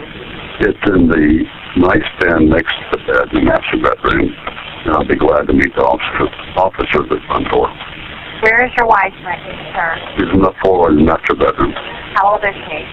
Born in 1954. Okay, you're sure she's not breathing, or? She's dead. She's done. I'm sorry. Sir, did you purposely do this? No. Or was it an accident? It was an accident. How long ago did this happen, sir? Probably 5 minutes ago. I'm on the front steps. You're out on the front steps? Yeah, I'm on the front steps. Okay. And leaving the front gate from the front steps, we'll go upstairs and we'll find Diane. Yeah, they're there, but it's passing. You told me back up. Did you see the deputy? Yeah, I see lights, but they're somewhere back up. Have them back up. Hey guys, over here. Over here. Guys, over here. Hey, you're on the phone. I'll make the phone stop. No, I got him on the phone. We're good. We can hang up. We're with him. Okay. Bob was charged with second-degree murder of Diane. He has always claimed the gun went off when he was trying to get it away from Diane, but prosecutors believe the two were arguing over financial problems, and that's why Bob shot her. Now it was up to a jury to decide, but to this day the question is, was Diane Ward's death really just a tragic accident, or did her husband Bob murder her in cold blood? Well, not too long ago, a significant discovery of a letter from the grave may finally answer the question that's confounded the justice system and haunted the Ward family since the day Diane died. Bob and Diane had it all, a happy 26-year-old marriage, 2 daughters, and enough money to own numerous luxurious estates in several states. Daughters Sarah and Mallory say they and their parents were a loving, tight-knit family. But eventually, Bob's real estate empire collapsed under the weight of the Great Recession, and even though Bob was facing bankruptcy, his daughters claimed he remained optimistic, but not Diane, who grew increasingly low-spirited over the prospect of losing the family fortune. Sarah said her mother vainly tried to ease her depression with booze and prescription drugs, and that she would turn into a different person far from the loving mom she knew, and completely out of control even in public. She said her mother was also directing all her anger and resentment at her father, after having to cut back on some of the luxuries the family grew used to, and Sarah says her father was like her mother's punching bag. Bob's defense attorneys painted Diane as a suicidal and unstable person, and in 2018, his defense attorneys produced new evidence. A suicide note written by Diane was found in the couple's Atlanta home. It was reportedly found by an estate sales professional in the closet in the master bedroom. She stated that she was on a ladder in a small closet in the bedroom when she noticed a pink notebook next to some hair rollers. She opened the notebook and found a note and some cards with Diane Ward printed on them. The alleged suicide note read, "Dear Mallory and Sarah, please know how much I love you. I don't know how it happened for me to end up like this. I want you to have wonderful lives and know that I will always be watching out for both of you. Take care of Daddy. I love you more than you will ever know. Take care of the dogs, they will need you." Defense attorneys claim that a former FBI handwriting expert could testify that he thinks the handwriting is indeed that of Diane Ward. So this all begs the question, is what Bob says true? Was his shooting of his wife an accident? But if this were the case, Bob's calm and seemingly unaffected tone over the phone with 911, and even during his police interrogation, wouldn't make much sense. Then you're doing it rather than... Any reading glasses anybody has? Sure. Thank you so much. Thank you. I have my pair. Thank you. I may have... I have a folding pair, but I think they took them. Thank you. Oh. Well, like I said, I'm Detective Frost. I didn't get your name, your first name. I go by Bob. Okay. But it's James Robert. It would be a safe assumption that anyone who just accidentally murdered their wife would show any kind of remorse or regret, but Bob was calm and seemingly unaffected throughout. He's still in prison today.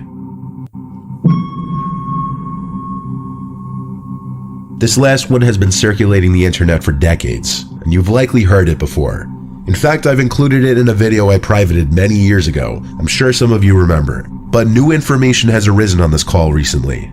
This is Ruth Price of 3877. What's the problem, ma'am? Oh, there's some guy been taking the place out. Oh. Well, he went in the back. I have an apartment in the back, and he said he was looking for a guy. And he comes to my door, and said he's looking for an apartment. So I live alone, and I'm an old lady. Mm-hmm. Where is he now, ma'am? I don't have no idea.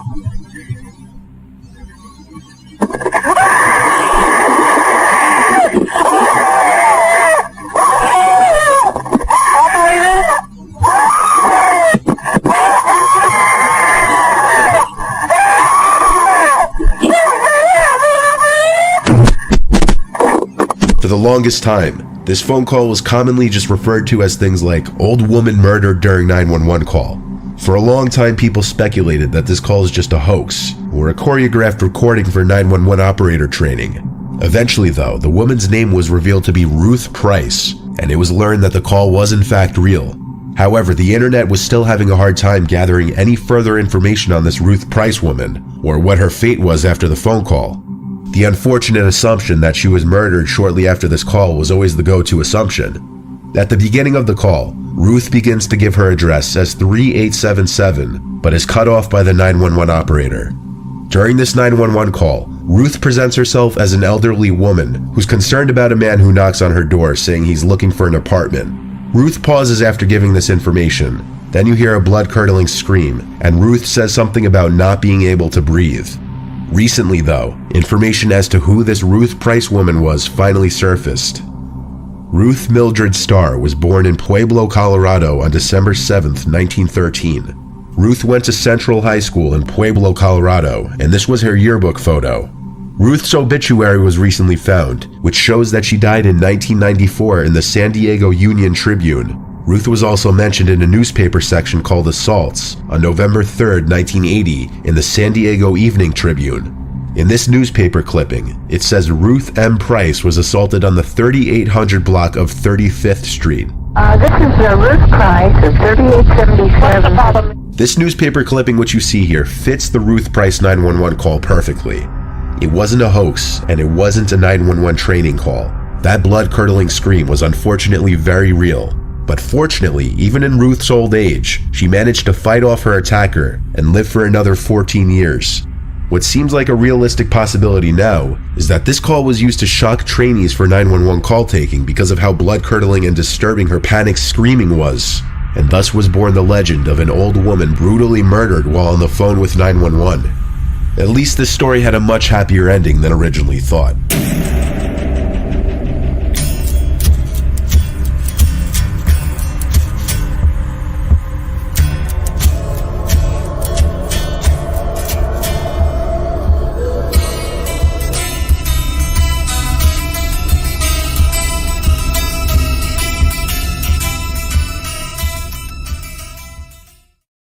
Years ago, I did a somewhat lighthearted video about the creepiest children's drawings. I made jokes about a lot of them, but a few on that list did seem like they might have had some sinister backstories. Over the years, I've gotten a handful of kids' drawings with backstories emailed to me. Today, I'm going to be compiling a few of those into this video. This was the drawing made by a 6-year-old boy in 2012. The picture was found in his room by his older sister Tracy, who sent this to me, who was 14 at the time, and she showed it to her parents. In the picture is the family around the dinner table, drawn in a typical 6-year-old skill level. The reason Tracy showed it to her family is because she could recognize all the family members at the dinner table, even the family dog and cat. Who she couldn't recognize was the man sitting on the floor kind of behind the table. Tracy said in her emails to me that when she was asking her little brother who that man was, he kept shrugging his shoulders and saying he's not allowed to tell. The man was drawn to be dressed in all black and has reddish-brown curly hair, as you can see. Because of her little brother's refusal to explain who that fifth person in the picture was, she showed it to her parents, explaining that he likely had an imaginary friend or was pretending to be seeing ghosts. After the parents confronted the child at dinner asking who the man in the picture was, the boy made a pouty face and shrugged his shoulders. He did this anytime they asked, with the most detailed answer from his mouth being, "I'm not allowed to tell." The parents, specifically the dad, weren't fazed by it, as really a 6-year-old could draw anything and create some kind of crazy story in their head behind it. Tracy would be responsible for watching her brother often when their parents weren't home. And one day when she was left in charge of watching him, she heard her brother talking to someone in his room. Upon getting to his room, she learned he was just playing with his toy car set on the floor, talking to most likely himself as he played. Tracy asked if he was talking to anyone. He looked at her and shrugged his shoulders again, pouting his face. Tracy then noticed some candies on the floor of her brother's room, a specific kind of green apple flavored candy that she'd never seen her mother buy before. She asked him where he got this, and he ignored her, going back to playing. Tracy took the candies and that angered her brother, yelling, "Give them back." She waited until her parents returned home to ask if either of them had bought the unusual candy. Since the boy was only 6 and it was summer break, aka receiving the candies at school wasn't even a possibility, the random candies appearing in the boy's room became a concern. Even as the boy was scolded and pressed by his parents as to where he got the candies from, he still just made his pouty, angry face and ignored them. The boy was grounded by his father until he would answer the question, so he wasn't allowed to leave his room. The family checked the closets in his room, under the bed, even the closets outside of the room. The idea that someone was inside of the house was out the window. On that same night that he was grounded, Tracy sat close to her bedroom door instead of on her bed, so that she would easily hear if and when her brother in the next room would start talking. And sure enough, when he did, which to note was way past her brother's bedtime, she jumped up and ran to his room, opened the door, and saw her little 6-year-old brother standing at his open window talking to a man who looked as though he were about to climb into the room. Tracy screamed for her mom and dad, causing the man at the window to flee, and her brother began to cry. Once Tracy told her parents that a man was talking to her brother through his window, the police were called. The boy still refused to talk at first, but with the police there, he eventually said that his friend told him not to tell anyone about him, or that he couldn't come and play anymore. When asked his friend's name and age, he said he didn't know. When asked what the two of them would do, the boy said he would come with snacks and candies for him and just play with toys. When asked how they met, he said they met in front of the house one day when the man stopped on his bike and gave him some candy. After offering to come back with more candies and snacks, Tracy's brother told him which bedroom window was his, and that's when this started. Submitted to me all the way back in 2015, This was sent by a mother of 2 children, a 6-year-old boy and an 8-year-old girl. Almost every night between the hours of 12 and 5 a.m., the boy would come to the parents' bedroom crying that he's scared because someone or something was in his room at the edge of his bed. The boy would claim that every night the person or thing would come out from his closet and move to the same spot at the foot of his bed and just stand there not moving. The first few times the parents would check the boy's bedroom just to make him feel better. The closet door would always be opened. When questioned why the closet door was always open when it was supposed to be shut, he would claim that it was because he was telling the truth about the thing in his closet. Every time the parents would show their son that the closet was empty, he would go back to sleep. Their 8-year-old daughter never had any similar issues to this. For a few nights, the parents would let him start sleeping in their room on the floor with a blanket. Eventually though, after this had been going on for too long, the parents decided to humor him one more time and asked him to draw what the thing at the foot of his bed looked like. His drawing sent chills down his parents' spines. In the drawing was some grudge-like figure that seems like it would be enough to give a grown man nightmares, let alone a 6-year-old boy. There also appears to be something at the window, and when questioned about this, the boy said that he sees it at the window sometimes too when it's not at the foot of his bed. The parents' solution to this was moving their son's bed to the spare bedroom across the hall that didn't have any big closets. The mom who submitted this couldn't help but get a little creeped out herself at the drawing, and every time he would come crying to their room in the middle of the night. This third and last one is a little different in that it's a mix of drawings and writing, and there's 3 different pages of it.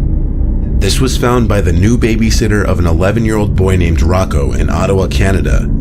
The babysitter, who I'll refer to as Alyssa, was needed while the parents of Rocco were away for a week. According to Alyssa, Rocco was very quiet and kept to himself most of the time. He would stay in his room for a majority of the day, and would only come out to get food from the fridge or to go downstairs to play video games. Alyssa tried to befriend the child the first day, but eventually gave up after realizing Rocco either didn't like her or was just a very unfriendly, creepy kid in general. Alyssa would spend the majority of her shifts doing schoolwork and watching movies. She knew Rocco had an obsession with guns because of the amount of toy guns he had. They would lay across the house in varying rooms, ranging from Nerf guns to airsoft guns to varying types of toy guns. Alyssa had never been in Rocco's room yet though, but one night when Alyssa was having trouble sleeping, she heard Rocco sneak into her designated bedroom and was just standing by the doorway. She sat up in her bed and asked Rocco if something wrong. Then she just closed the door quickly and she heard him running back to his room. The next day, Alyssa went into Rocco's room for the first time. Rocco wasn't in there and the light was off. This meant he was in the basement playing video games, as those were the only 2 rooms he'd ever be in according to Alyssa. He didn't even seem to seek hanging out with friends. Sprawled out on Rocco's floor were a bunch of papers. The first piece of paper that caught her attention was this drawing of a handgun. It wasn't anything really alarming, it just further demonstrated his fixation on guns. Alyssa dug through the papers though, and found 4 pieces of paper stapled together with 3 different staples. They formed what could best be described as a little storybook. The first page looked to be the cover page, titled The Babysitter. Immediately Alyssa assumed this little book was about her. But not wanting to get caught reading it, she took pictures of each page of the little booklet, as well as a picture of the handgun drawing, and left the room to go read it on her phone elsewhere. These were the pictures she had taken. This was the second page. Rocco wrote on it, "It was a regular day in the house, when Mom and Dad brought over the babysitter for the first time. There's something about her that I hate. I think it's how ugly she is. She's a huge nerd, I don't want her in the house. Not sure why my mom and dad hired her. I think I'm gonna have to kill her." The drawing on the page is what's supposed to be Alyssa sitting on the couch on her phone, and Rocco spying on her through the doorway. This was the next page. It's day 3 and she's still here. Parents think I'm a baby or something that needs an annoying, ugly babysitter that eats all our food and drinks. In this drawing, Rocco appears to be grabbing a kitchen knife while Alyssa's in the fridge. The child's disdain for his babysitter becomes increasingly apparent in a disturbing manner. But the next and last page is by far the worst. It says, "She caught me sneaking into her room. I have to be quieter next time." The picture is quite obviously Rocco holding a knife behind his back while Alyssa lay asleep in her bed. The implications of this picture are beyond transparent. Alyssa returned to Rocco's room while he was still in the basement, and lo and behold found a small kitchen knife on his bedside nightstand. Alyssa sent the pictures of the drawings and knife to Rocco's parents and then called them. At first, the parents tried to convince her he must be joking around, but they were apparently easily convinced that Rocco could have monstrous intentions. They had Rocco's grandmother take over that same day. Alyssa left the house never informing the police or any other authorities. She accepted her payment for the 2 weeks that night, and she accepted the parents' apologies, but not without recommending that they take their son to get some serious help.